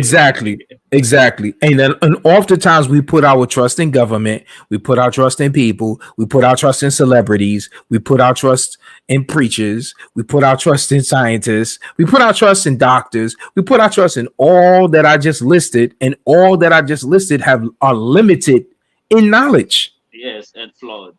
and flawed and have their own evil that they're trying to work out. Their own truth that they need to Then fix. they earn their own truth, right? Whatever that is. I don't know So what that is. I really yeah, don't know what whatever that that is. is, right? So by faith, even Sarah herself received the ability to conceive. So one thing to really, realize here is that faith is not just limited to men. Women, believe it or not, exemplify faith, are called to live a life of faith, right? Because they are a part of the kingdom. It says, by faith, even Sarah herself received ability to conceive, even beyond the proper time of life, since she regarded him faithful who had promised. So she received ability. Mm, Uh, let's talk about that ability. What mm. was the ability that she received um, to that was beyond the proper time of life? What happened with Sarah? Sarah at age 90 was given the ability to conceive when her menstruation, her eggs were dried up. She was barren, right? Um, and so even during that time, she was given the ability to conceive, um, since she regarded him faithful who had promised. So he gave her a promise, right? Through her husband, he gave her a promise, and she had faith in him and faith in his reward, right? Okay. And therefore she received the ability to conceive. She received the ability to receive. Why? Because she regarded him faithful. She regarded Yah faithful. She regarded his promises, or his specific promise to her through her husband, that she would conceive. Yes. One Touch it. question. Go ahead. So one question. Mhm. How did she make it known that she regarded him faithful? So what was the action? Was there an action coupled? Is it the fact that she said take this other woman and have children by her because I can? Let's Isn't that let's it? let's let's let's let's go back to the text. That's Luke. I mean, sorry, I say Luke. Genesis 18, I believe.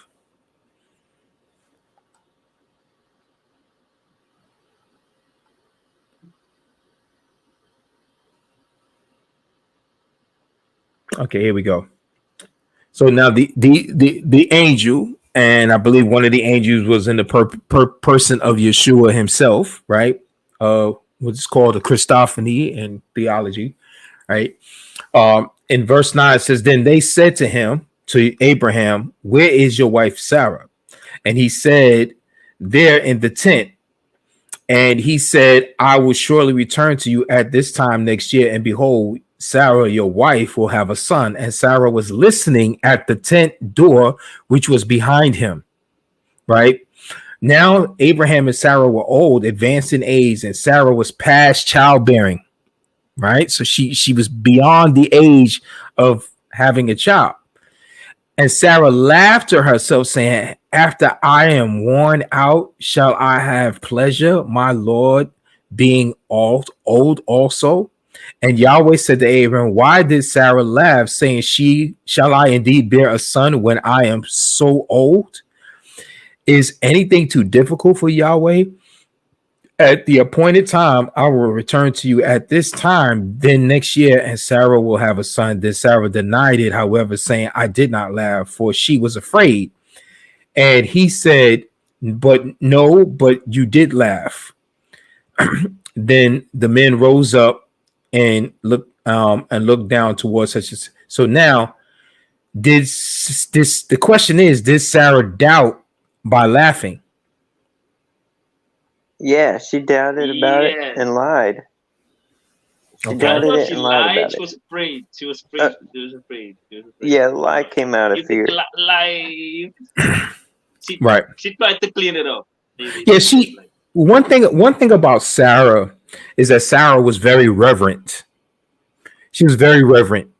And so she respect the nature of man. Um Definitely she called her husband Lord that we read. Can we have It's, that nowadays, please? I guess not. yeah, so she was very reverent. And the fact that she laughed, that was her emotional response. It's not necessarily that she doubted that it could happen. She laughed at the idea of, yes, it I'm was so I'm far so old fetched. now, Yes. like me being old, like, cause she had probably at this point really just thought that it just wasn't gonna happen. Let's before you continue, brother Mike. Mhm. Disbelief. Let's say the Lord Himself came to you and said, "Okay, Mike, you're gonna win the marathon next year." How would you react? Well, first of all, Mike doesn't run like he See? should. So you would also be like, what? And that's the reaction. And she had this Right. reaction in her mind. She So didn't yeah, laugh out loud. it doesn't mean that I don't believe that it's possible. It's just It that me seems looking at very myself far. now, right? Yes. Yeah, it's just like Moshe. Um, he realized he stuttered. He realized that he was a man that stammered at speech. So I'm gonna go stand before Pharaoh, The greatest man on the planet. the man that I fled from. Yes. I'm gonna stand before him. you know, That is an uh, honor. so it's not that he was refusing to go. It's just that he looked at himself and saying, like, how do I Am measure I up? I worthy? don't have the How do I Yes. position. measure up? How do I Yes. measure up? I don't have Right? the How do I position. I measure don't up? have the place. And I think that's Unworthy. what and I think that's what's going on with Sarah here. Before you Because continue, I yeah, really must add this. I have to add this. hmm I don't think you haven't. So if you haven't got a mission from the Shemayim, as I say, hmm and you don't question if you measure up, I'm not sure if you're actually in the faith yet. Do you get what I'm saying? say that again. So unless you had this experience, the question, do I really? You think I can do this? If you haven't had that question, I don't know if you're really walking in the faith, as we say, transcends this world. You get my point? Right. You have to have that experience where you're forced to face your limitations. Yes, and go beyond. Because faith is going to confront you with your limitations. Yeah, that's what I'm saying, and I think that's what Sarah is I give experiencing. you I give you another example of why I don't think that Sarah was necessarily doubting in laughing at this. I don't believe that this was a laugh of doubt. This was the like she's looking at the fact that, you know, I'm limited. Like I'm beyond the years. You mean to tell me that this is what's gonna Well I'm gonna beyond. yeah, this is what this you mean to tell me that this is what I'm gonna do in my old age right now? Yes, Um 90 years. right. Uh here it goes. This is Let me concerning add one. this is One yeah, add one, brother. hmm Yes. Yeah, I hmm would. Something that popped in my head also with Sarah is this though, that she was very obedient in the Lord. But the hmm other thing that comes to me is that many modern day women believe that they can wait very long and later in age to have hmm kids, not hmm understanding that they don't have the blessing and the same grace as Sarah did, and they didn't live their life the same way like Yeah. her. So Yeah. they can't Yeah. At all. think they At can have all. a Yeah. child later in life. Yeah. And Might not I happen at the yeah, same way. and that's what I think that's different with Sarah, because I think that she honestly laughed with the joy of like, really? I'm gonna have a child at this old Huh? age? Like when I really already considered the fact that my years was done. Yeah. My window was closed. And Like we I'm gotta really She understand accepted too. her. She accepted her reality of not We gotta having, not understand becoming a also as mother. men that every time when women go through the process of birth, they're between life and death. Right. and it takes away a lot of energy and a lot out of Yes. them Yes. and out And of their body. So she was probably yes. thinking she was being just like Peter in some senses. She was Yes. slightly Yes. Accepting. doubtful in the laugh, I Yes. believe, Yes. Yes. because she Yes. was saying, wow, my body, I don't know if I can manage through the process, what my Right. body would have to go through. Right. I'm that's gonna really be me. You know what I'm saying? That's gonna be really Exactly. be Yeah. me. I want to go Me? through it. Yeah. But, can my body tolerate that kind of anguish that the birth gives, that Right. energy? Right. Here's Paul's account, here's Paul's piece on Abraham and Sarah in Romans 4, starting verse 6. He says, for this reason it is by faith, in order that it may be according to grace, so that the promise will be guaranteed to all the seed, not only to those who are of the law, but also of those who are of faith of Abraham, who is the father of us all. As it is written, a father of many nations have I made you, in the presence of him whom he believed, even Yah, who gives life to the dead and calls into being that which does not exist.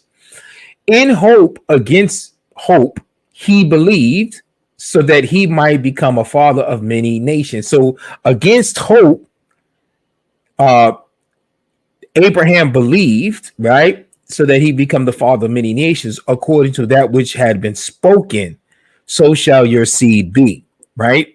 He says, and without becoming weak in faith, he contemplated his own body, now as good as dead, since he was about 100 years old, and the deadness of Sarah's womb. So not only did the thought of the reality of his age was something that came to his mind, it came to Sarah's mind, it came to Abraham's mind as well.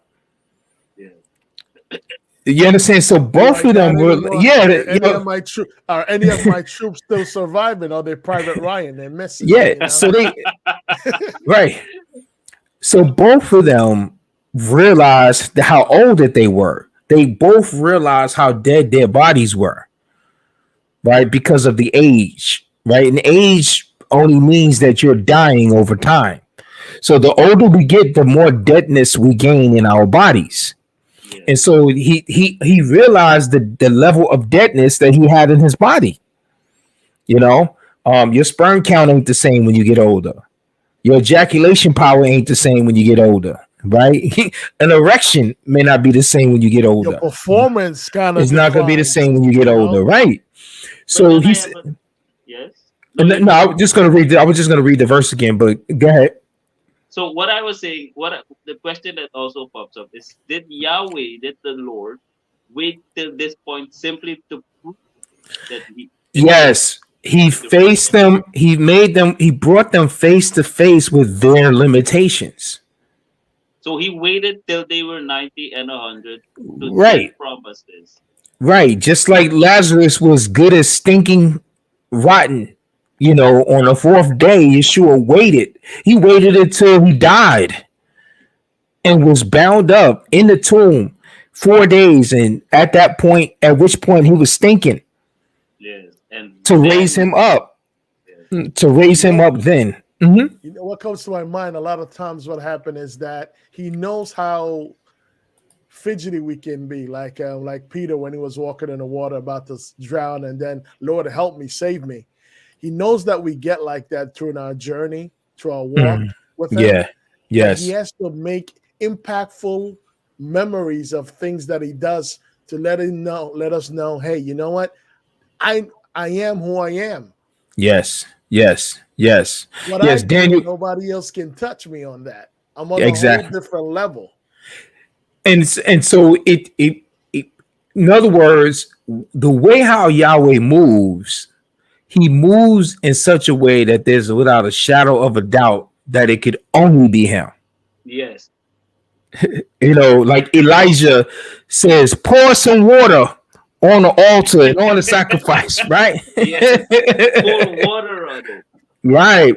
And then, he called up to heaven and, called down fire, and the altar and the water, everything was consumed with water, and it burnt right up. I will add to that. I would say he's basically letting us know, hey, I am the ultimate chief. I am the Exactly. leader. I am the Exactly. king. Exactly. So I can call you into I'm, impossibilities. I'm because I not can make asking. I'm not trying to let you wonder if I run things. I run things. exactly. So So you could put your trust in him because you could put your trust in you me. could trust. Yes. Brother Daniel Parker, shalom, brother. Peace, blessings to you. Good to see you.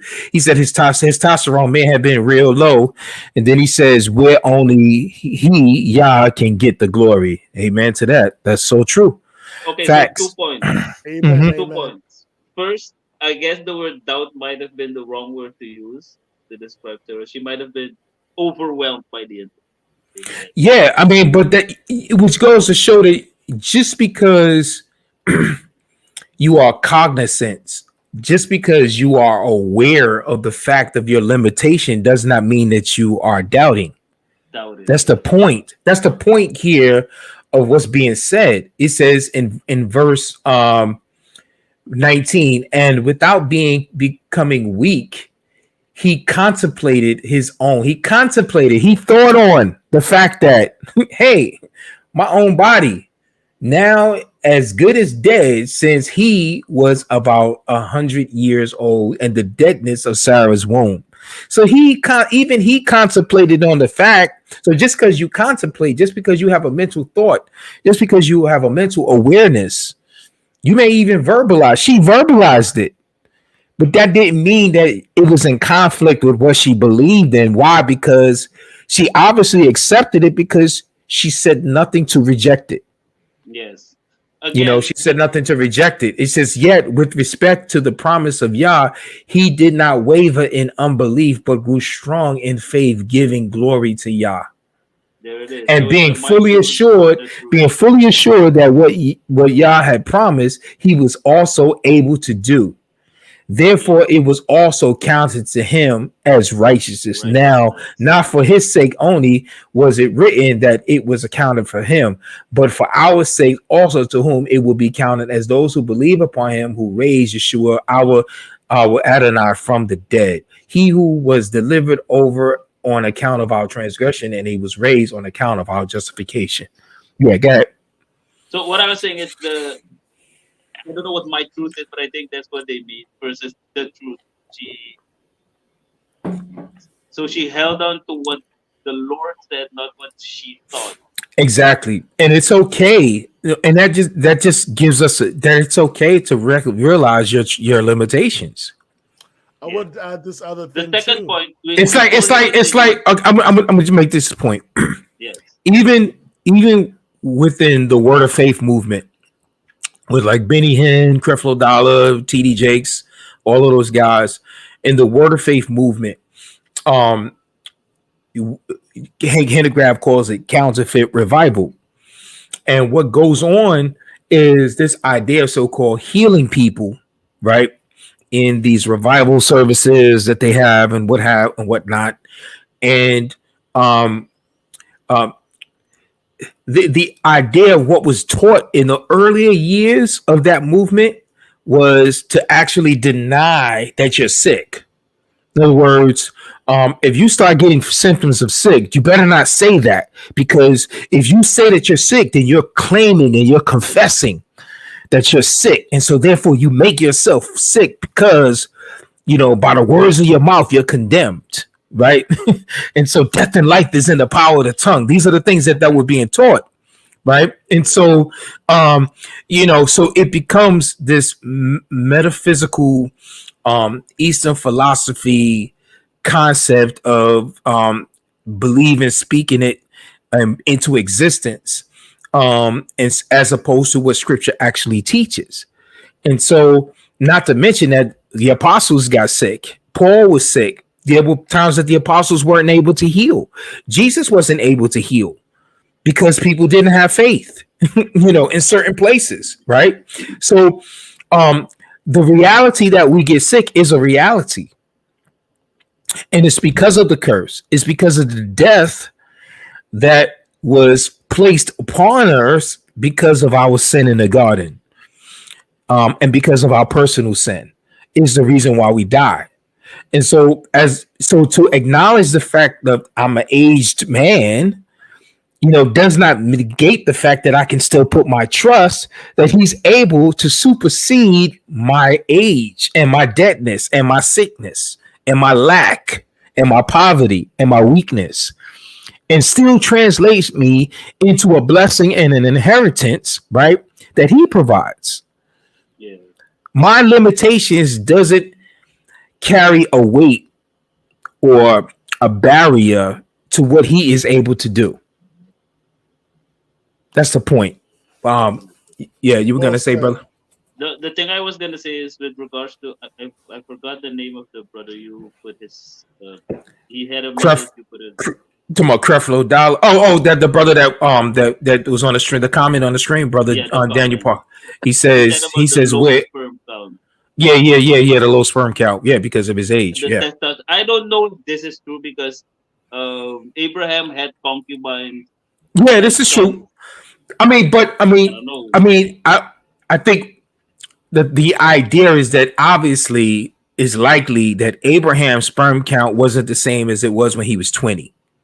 I'll give you that. That's the point. The point is that as we age, all those things begin to dwindle. But it seems he was unleashed after he saw that what Sarah is like, okay, then here we go. Because now he had a lot of children. I hear what you're saying, brother. He was unleashed after seeing that. Brother Rapaholic, you refuse to say my troops are going to get tired. They're going to be... Yeah, my troops. But Abraham not only was vibrant in the bed, but at the age of 85, he led about 300 men in his own household that was skillfully trained to go and conquer 5 nations. You know what I'm saying? And conquer 5 nations. So he was a warrior at the age of 85. Yeah. The other thing I would want to add, I know is a little bit off on the thing. When we were reading through the different passages, what came to my mind also was that yet we might slip, but we might not fall. We can slip, but we might not fall. Slipping is not the problem because we all at some point are gonna slip. But the point is that not falling. That's right. That's right. He said different things. Yeah, you can slip, but don't fall. Don't let it Exactly. Brother Dan, you says with Yahweh nothing is impossible, and that is so true. And by the way, Brother Daniel, I'm still waiting on you to send me that email. I remember you chimed in about a month or two ago, and I asked you to send me an email so that we could talk offline. You've commented on a few of my videos, and I would definitely love to talk with you if possibly, maybe even we can get you on, if you're willing, on the panel one day. Yeah. But yeah, so clearly, going back to this passage, I don't think that it's necessarily saying that Sarah was in disbelief because she laughed. I think her laughing was more so of the fact of looking at her impossibility with what Yahweh is saying that is possible. It's like like Peter focusing on the water instead. Yeah, you mean I'm gonna walk on water? Yes. But the reason why I asked the question of what Hagar is because of Genesis 30 verse 18. Did you check it out? 30 verse 18, 30 or 13? 30. 30. Yes. Hagar, right. All right. And Leah said, Yah has given me my wages because I gave my servant woman to my husband. So she named him Issachar. So that's what I was thinking. So did she get the child because she first gave Hagar and then she... No, you're misconstruing. So that's Hagar is Abraham's wife. Here we're talking about Abraham's grandson Jacob. His wife Leah she did the same thing that Sarah did. Abraham's wife Sarah did, right? She gave Abraham her handmaiden, right, to be his wife as well, his concubine. And in here, Leah did the same thing because her womb was closed up by Yahweh, the text says. And so she gave her handmaiden. And so she's acknowledging that Yahweh blessed her because she gave her handmaiden. Why? So that her husband could continue to be fruitful and multiply. So here we see in actuality that, you know, women, these biblical godly women, right, of scripture, of Torah, were willing to share their husbands so that Yah can get the glory. Right. Notice what it says. So let's look at it. Let's see. Here we go.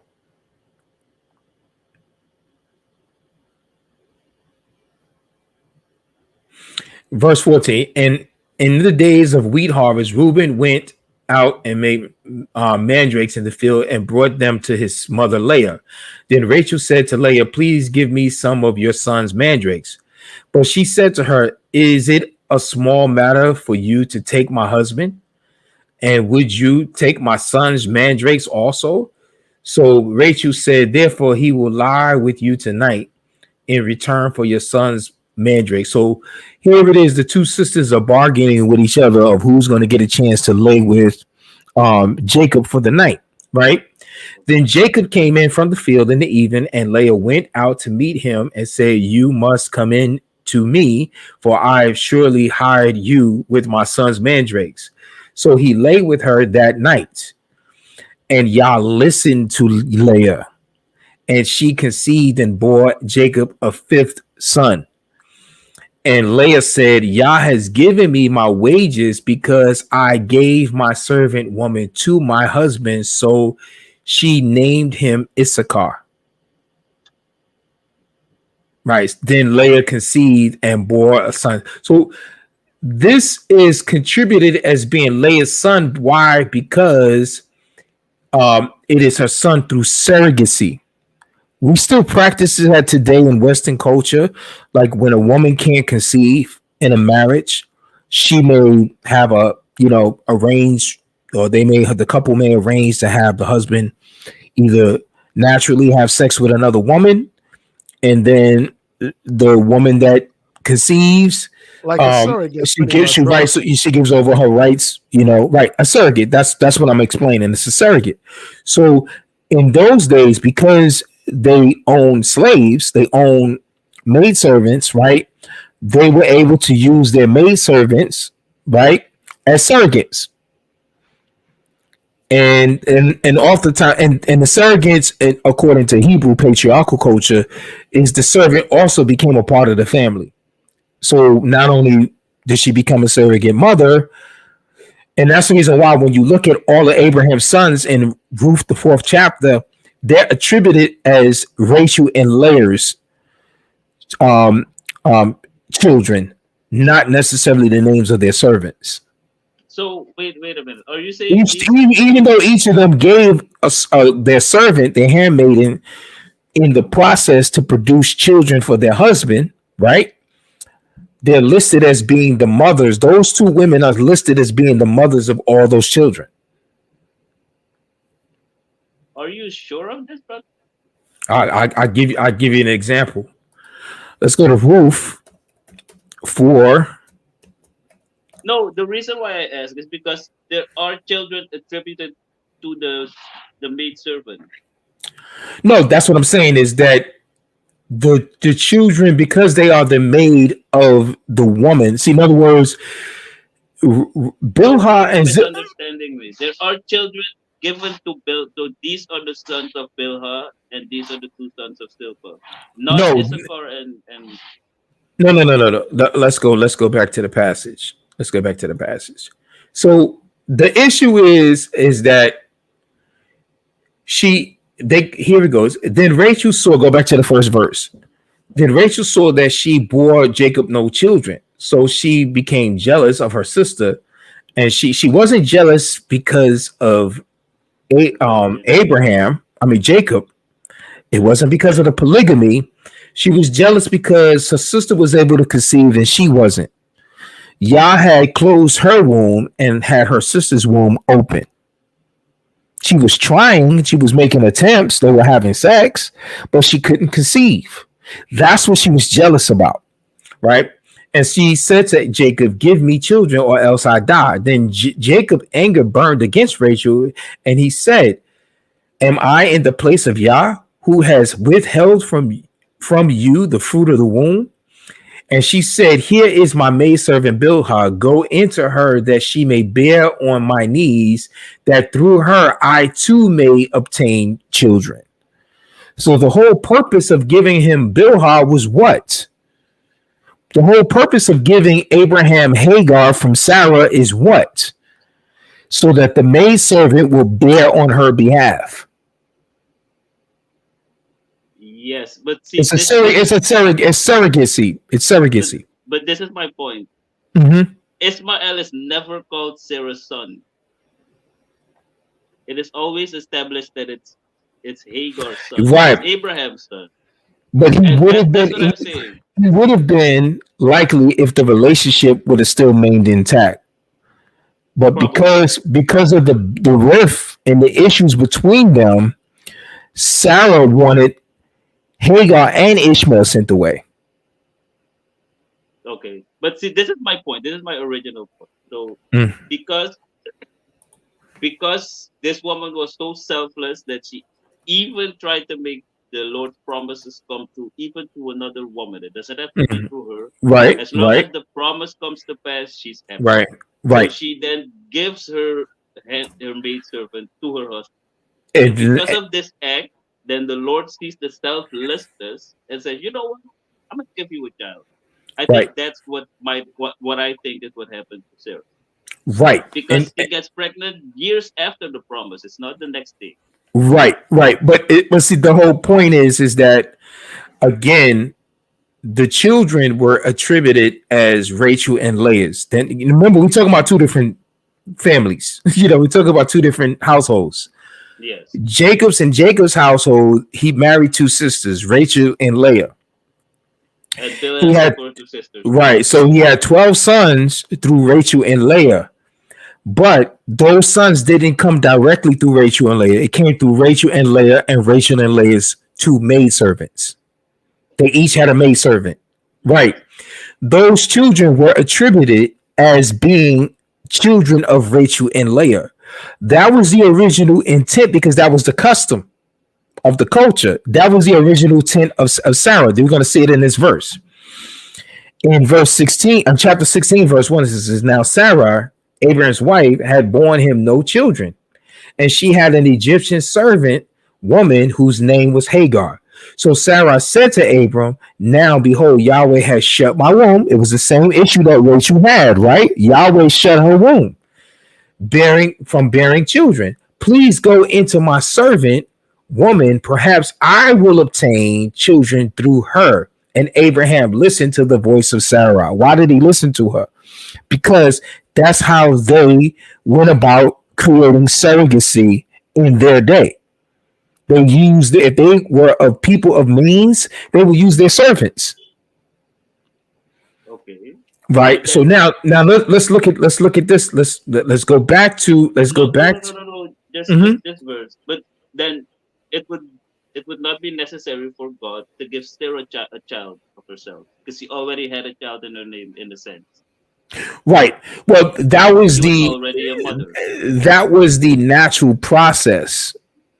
That was the Hebraic process because it was Hebraic culture. That was the Hebraic process of dealing with barrenness in a woman. Barrenness, yes. Right. This is my point. So because she is so faithful, she's like, maybe it's not through me, but you Mhm. must have a child. So here is a woman, so you can have the child that's promised to you. Through Because her. of this selflessness, Yah says, okay, Right. And that's why it's a lie when Christian preachers, prescriptive monogamy only, women worshiping preachers, say that Sarah was and Abraham somehow did not have faith and they sinned and yes, they that's tried my to. point. It's not a No, sin. that's a lie. That's a lie. It's not No, a sin. they did what they did because they wanted to honor God. They didn't do what they And did because they didn't believe in God. They just believed that, okay, well, maybe this is the way that, because up until this yes, point in chapter 16, he didn't reveal to them, to Abraham, that it was going to happen that through it Sarah. was yes. He said he was going to give him a son in chapter 15. In 16 is when they tried to go through the surrogacy through the servant. It wasn't until 17 that Yahweh actually tells them that it's going to happen through Sarah. Yes. And So then it wasn't based on disbelief or going against what Yahweh said. It was based off of, okay, all right, well, the faith, we have a tendency of leaning on our cultural understandings. but my point is, I think Yah was waiting for her to give him this. I don't think Hagar was a mistake. I think that's the act that showed her faith. That hey, she really believes that She really believed, right? And I don't think that she producing Hagar was inconsistent with her having faith. Yes. It was an Because act she of was faith. faithful, she did it. Yes. It was an act of faith, That's right? exactly It was right. an act of faith, because when you read in chapter 16, the child is blessed by Yahweh. Yes. Hagar is commanded to go back into that situation when she fled from it, right? Yes. She's commanded to go back. So why would Yahweh command someone to go back into something that he's against? To sin into sin. That doesn't make sense, Yes. And so, So like, you get my point? I get your point, and I just want to just for the viewers, I want to definitely go to this passage in Rule 4:11. Right, I often use this one when people try to talk about how Yahweh is against polygamy, but in actuality, in this verse, the people in Israel, the elders in Israel, all understood that Yahweh used polygyny to make Israel into a great nation. But notice what it says here. It says, "And all the people who were in the gate, and the elders said, we are witnesses." And this is they talking to Ruth and Boaz. That's the context, because Boaz has now decided to take Ruth as his wife, right? It says, Yes. "May when Yahweh grant the woman who is coming into your home, Boaz," and her name was Ruth, "to be like Rachel and Leah, both of whom built the house of Israel." So the house of Israel, the last time I checked, consisted of 12 tribes. 12 tribes. So they're contributed as building, they're noted as building the house of Israel. These two women, it doesn't list their servants who were Abraham's concubines in the process. Why? Because the children that became the house of Israel came through them, either Yes, surrogacy or through their womb. but also them giving their maidservant is building the house of And that's Jacob. exactly. Yes. So That act is building. it's an act of faith, because building Yes. the house of Israel, is it or is it not an act of faith? Well, it actually demonstrates that these women were willing to do literally anything to have this man build a house. To build the Even house. giving him another woman. And that goes back into the passage earlier, except Yahweh build the house, they that build in vain. Yeah. That Abraham was looking for a house that was not made by human hands, right? So this house, even in using their slaves to be concubines, was part of the process of building a house that's not made by human hands. It was still based upon a faith that is beyond this world, because they recognize that Yahweh commanded them to build a nation. So they were going to use everything within their means, by any means necessary. right, to do that. Whether that is to reduce to the cultural standards of concubinage, or surrogacy, right? They were going to do it, or through their own womb, right? They're going to build this house, right? Yes. yes. So I think that's how Sarah showed. So this actually answers a question for a lot of women today: how to show faith. How to show faith, and Find the your husband idea, another wife. yeah. So the idea of saying that I'm not going to share is not a statement of faith. It's not. unfaithfulness. It's not a statement of faith. Yahweh built the entire house of Israel through Faithful women. Let's say Faithful like women who were willing to submit through polygyny. Each of these wives submitted to it. Each of these wives gave their maid servants. Each of these wives were in a situation in agreement with that the fact that they were sharing their husbands. and they were happy with it, from what I And was they, saying. well, they loved their husband according to the text. They you called know, him Lord. Remember that part? yeah, Called him Lord. they love their husband, right? And Yeah, so, but right, Sarah says something. Who taught Sarah to name her husband?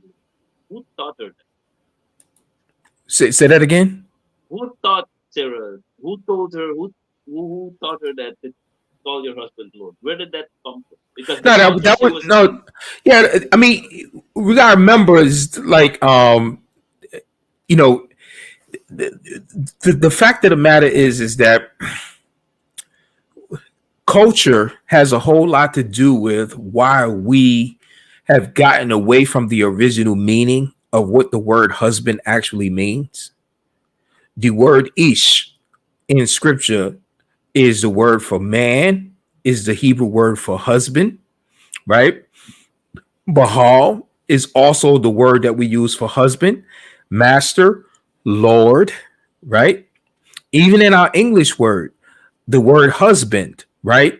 Hus husband is two words. Hus means house. Band means manager or servant manager. Lord, master, farmer, right? So the husband is the owner, the master of the house. Husband is also the term that's used for farmer. We talk about husbandry. We're talking about the practice of farming. So he is the owner of the land. He's the owner of the house. Everything in the house is his. When you look at the Ten Commandments, Yahweh is talking to the men. It was the men who approached, not the women. The women were a part of the men's households. He says to the men, even in the 10th verse, do not covet your neighbor's wife, his children, his servant, his male servant, his female servant, his cattle, his land, or anything that belongs to your neighbor. So the wife is listed amongst all of the possessions of the man in the 10 Commandments. He's not talking to both men and women in that commandment. And so that's why he says that you should not commit adultery. Why? Because you shouldn't be taking the wife of another man. of another man. Right? Neither should you be lusting or coveting the wife of another man. So you're saying that Sarah understood this. Yes, she understood that she understood that Abraham was her master. She had an understanding that Abraham, that's how she thought of the term. So when a woman said in her day, I wanted a husband, that means that they wanted a master. They wanted a Lord. In our day, when a woman thinks of a husband, she's thinking of a utility, hypergamy, a come up, a way that she could get the bag. Yes. So Or something that she can, or something that she could be the Lord of, or something that she could be the master of, or something that she can control. It's a total different concept. Yeah, but go ahead. So, Brother Mike, what you're saying is Sarah transcended this world. Yes. It's that simple. She was a woman. Listen, and granted, she was a dime piece too, because she looked good. The kings wanted her. The kings wanted her. 60 years old. Yeah, at 60 years old, at 70 something years old, the kings wanted her. Yes. Right. So that's how good she looked, right? And she was out of this world. She was out of this world. Yes, she was. She was out of this world. Yes. Yes. Yes. Another thing, you used the word hypergamy. Yeah. I'm of the belief that because people, the red pill, they love to use the word women are hypergamous. Hypergamy is female nature. I say it's not true. The Bible tells me hypergamy. Yeah, of course it's not a biblical thing, but hypergamy in and of itself is not. It's not even realistic. It first of all, it's self-defeating. It nullifies and it cancels out when you really weigh it all out and how it plays out here in Western culture. Because The idea of hypergamy is that a woman um always looks to a man that can take her to a higher level, a higher status. So she chooses based upon being able to be elevated to a higher status. But in actuality, a man of higher status is not going to allow a woman to rule him. A man of higher status is not going to be dominated by his woman. That's how he gets the status. That's how he gets the status. So the reason I'm quiet, brothers, is because you're on fire right now, brother Mike. There's nothing I can add to it. I'm just letting you do your thing. Yeah. So it's contradicting. It's self-defeating. That a Western woman that's a feminist can be hypergamous. Yeah, the two don't go together. It's like having oil and water. They don't go together. It doesn't work. They're self-defeating. Right. It's contradictory. Right. And that's the reality of it. Right. Yeah. All right. So let's how the scripture confirms this is Jacob told Laban, I don't have anything for my house. But he had 4 wives when he said I have nothing. Right. For my house. But he had 4 wives when he said. So if hypergamy is female nature, he shouldn't have had any wives. Right. So it's not true. No, it's not true. I mean, again, the values of the wealth and the riches really should be, in terms of the character. Yes. A woman got a good man if a woman has a good he said, hey man, preach, Mike. Yeah, a woman has a good man, not based off of the abundance of the materialistic things that he possesses, but she has a good man if he is a man of Yah, if he reflects the image of Yah. She has a good man if Yahweh becomes his master. 1 Corinthians 11 lets us know. Let's go there first. As you go there, I'm gonna before you go, you can go there. I think female nature is obedience to a husband. And which is the reason why it's codified here in Yahweh's order of how he made things. It says, Paul says, Yeshua says, be imitators of me, just as I also am of Messiah. Be imitators of me, just as I also am of Messiah. So just as I imitate how Messiah walks, carries himself, lives out his life, right? Follows his master, right? Nature. He says, be imitators of me, right? I want you to imitate me. Why? Because I'm your apostle. I'm your father in the faith.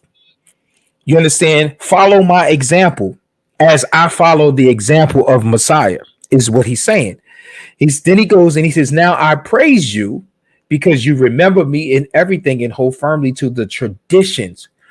Now, giving your servant to your husband as a surrogate and as a wife and as a concubine was a tradition. Yes. You can't talk about traditions and you can't say that was then and this is now. You can't say that, that was back in those days, but we're in the New Testament, and those ways were done away with. We're in a new dispensation, right? You can't say that when Paul is pulling back to the traditions. He's pulling back to the traditions where he says, now I praise you because you remember me in everything and hold firmly to the traditions just as I delivered them to. So he taught them about these traditions. How? Because he taught them scripture. Before what we call the quote unquote New Testament was even written, what was he teaching? He was teaching from Torah. He was teaching from Tanakh. He was teaching from the law and the prophets. That's what he was teaching from. And so in it contained these traditions, just as I delivered them to you. But I want you to understand that Messiah is the head of every man. This is male nature. Right. He's the head of every man. And the man is the head of a woman. This is female nature. Right. And Yah is the head of Messiah. So The Messiah preacher. you're following Messiah's example, right? Because he submits to his head. So as men, we will be a better example for our women to the degree that we are submissive to our head. We will be good heads to our women as far as we are willing to be submissive to our head, which is the Messiah. And that's the flow chart. That's the model of the hierarchy of authority that Yah has established within his universe. Yeah. That he is the head, Messiah. He is the head of Messiah. Messiah is the head of man, and man is the head of the woman. You That's know, right. and so Sarah, getting back to the point, Sarah, Leah, and Rachel, all three of these women understood that their husbands were their heads. That's how they defined husband. And You that's know, why I you hate the idea of hypergamy. I really hate that word, to be honest. right. Because So if it's true that Elon Musk, I think he's the richest man right now, he should have 4 billion wives, actually. If we're gonna go with money, he right. should have 4 billion wives, and every other man should be And, idle. and and granted, he may have a lot of women, a lot of wives, because a lot of the rich men, and you know, you listen to the testimony of Hondo Solomon, right? Matter of fact, I need to call Hondo too. Hondo Solomon, Hondo, you know, that's the point that he makes, being in the circle around these wealthy billionaires, trillionaires for that matter. As a caddy, you know, one of the things that you know they confirmed to Hondo is the fact that uh, that's what these wealthy men practice. They practice polygyny. They just don't call it that, and they don't do it via state marriage licenses. But they have their women that they have children with, and they may give their children a different last name. They may allow the children to take on the woman's last name, and they leave a trust fund. And they empower these children to establish their name even further, their legacy even further. You get what I'm saying? So um this idea of the husband being the head, being the Lord, being the master, um, is just how women actually saw what it means to have a husband. The way how women view having a husband today is not the same as how Sarah looked at it. So we can't even begin to even think how faithful Sarah is until we get past even defining what husband means. The reason why we miss it and we say that, or preachers preach today and teach today falsely, that Abraham and Sarah was somehow doubting Yahweh, or they acted in disbelief, or they jumped the gun, or they were impatient because he took on Hagar, um, is a misunderstanding of what husband means. It's a mischaracterization of what husband means. So are you saying that Sarah is wiser than almost all preachers today? Yes, by far, by Okay, I far, get it. by I get it. far. I agree completely. I agree Listen, completely. listen. She's on the list. She's on the list. We're in Hebrews 11. She's on the list. These preachers ain't on the list. Yeah, she's on the list. She's in the Hall of Faith. She's on the list. You know what I'm saying? Once you get listed amongst those athletes on the Hall of Fame, you know what I'm saying? Like, yo, you there. Like, can't nobody tell you nothing? Yeah, nobody's opinion matters after this list. Nobody can tell you nothing. You've arrived. And she's arrived. And she's an example that we have to follow. We have to learn from. Do you know that when I speak to women about Sarah, they're like, "Man, Sarah screwed us up because she gave her wife, her husband, another woman, so that they can't argue with it. They Now, can't argue with it." no, they argue with it, or they attempt to argue with it, because they don't want to accept the scriptures. Again, this is Yes. that cognitive dissonance. They want to have faith, but then they don't have belief. So they like it when it says, "Husband, love your wives." They love that aspect. But the moment Right. it says, woman reverence your husband, they're like, okay, what? Respect your husband, obey your husband, What? right? Call him Lord? In What? all things, The word without all. right, all things, without even saying a word. Yes. Even if he's a wicked all. man, even if it's a man that doesn't obey the truth, Yeah, Abigail. Abigail you're also still killed them. you're still exact. Abigail is the Abigail epitome. killed them. Yes, Abigail killed them. She is the Abigail killed epitome. them. Exactly. She is the epitome. And even Right. Abigail brought wives for David, and he picked one and took her also. Yes. So Yes. once Yes. again, Yes. Yes. Yes. Yes. So, all right. So, by faith, even Sarah herself received the ability to conceive even beyond the proper time of life. Since she regarded him faithful who had promised. Therefore, there were born even of one man, and him as good as dead, at that as many as the stars of heaven in number, and innumerable the sand which is by the seashore. All these died in faith without receiving the promise, but having seen them, and having welcomed them from a distance, and having confessed that they were strangers and exiles on earth.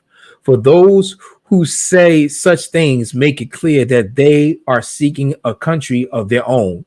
And indeed, if they had been remembering that country from which they had went out, they would have opportunity to return. So in other words, if their mind was so focused on where they came from rather than where Yah was taking them, yes, they would have had opportunity to return. But now they aspire to a better country, that is a heavenly one. Therefore, that doesn't mean heaven. It means a country heavenly. that's heavenly ruled, Yes, heavenly orchestrated, the peace from above. heavenly built. Right. It doesn't mean, because preachers wrongfully teach that Abraham was looking for heaven. No, he was looking for heaven on earth. He's looking for Yes, a nation that is built by Yah. Therefore, Yah is not ashamed to be called their El, for he prepared a city for them. And that word city is synonymous with nation.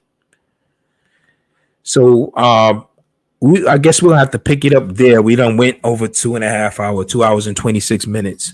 we have to go to a part 3 with this Oh one. no, I think we may be on this for some time, because Yeah, we gotta get we gotta get through chapter 12. yeah. We gotta get through chapter 12. Brother D, brother Noah, your thoughts?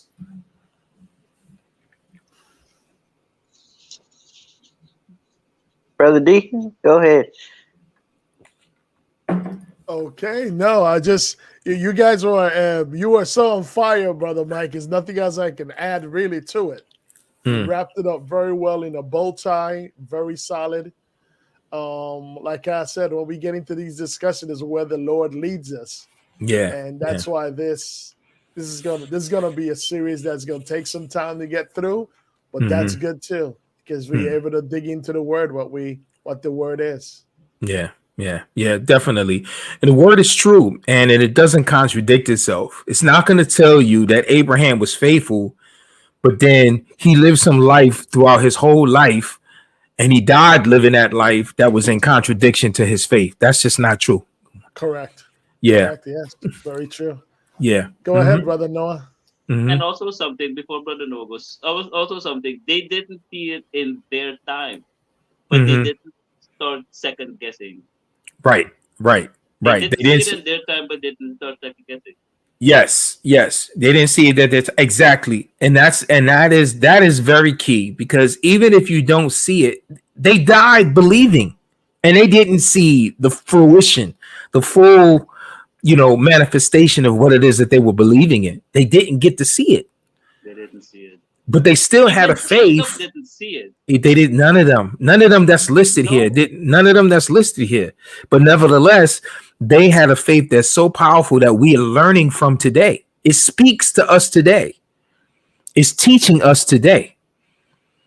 And that's something to be said. That their faith is a faith that transcends this world. Brother Mike, it's even mhm. transcending my mind right now. To be honest. They didn't Hey, see it in their time and they they still didn't, believe. and they still believe. They died believing. So, and that's the question is in us. We say we believe in it, but are we going to be willing to die to believe in it? In believing it, The question. That's are the we willing question. to die in believing it? That's the question to each and every one of us. Brother Noah. Yeah, this is really showing how we need to use them as an example to enhance our faith Yes. and really Yes. stand for what we claim we believe.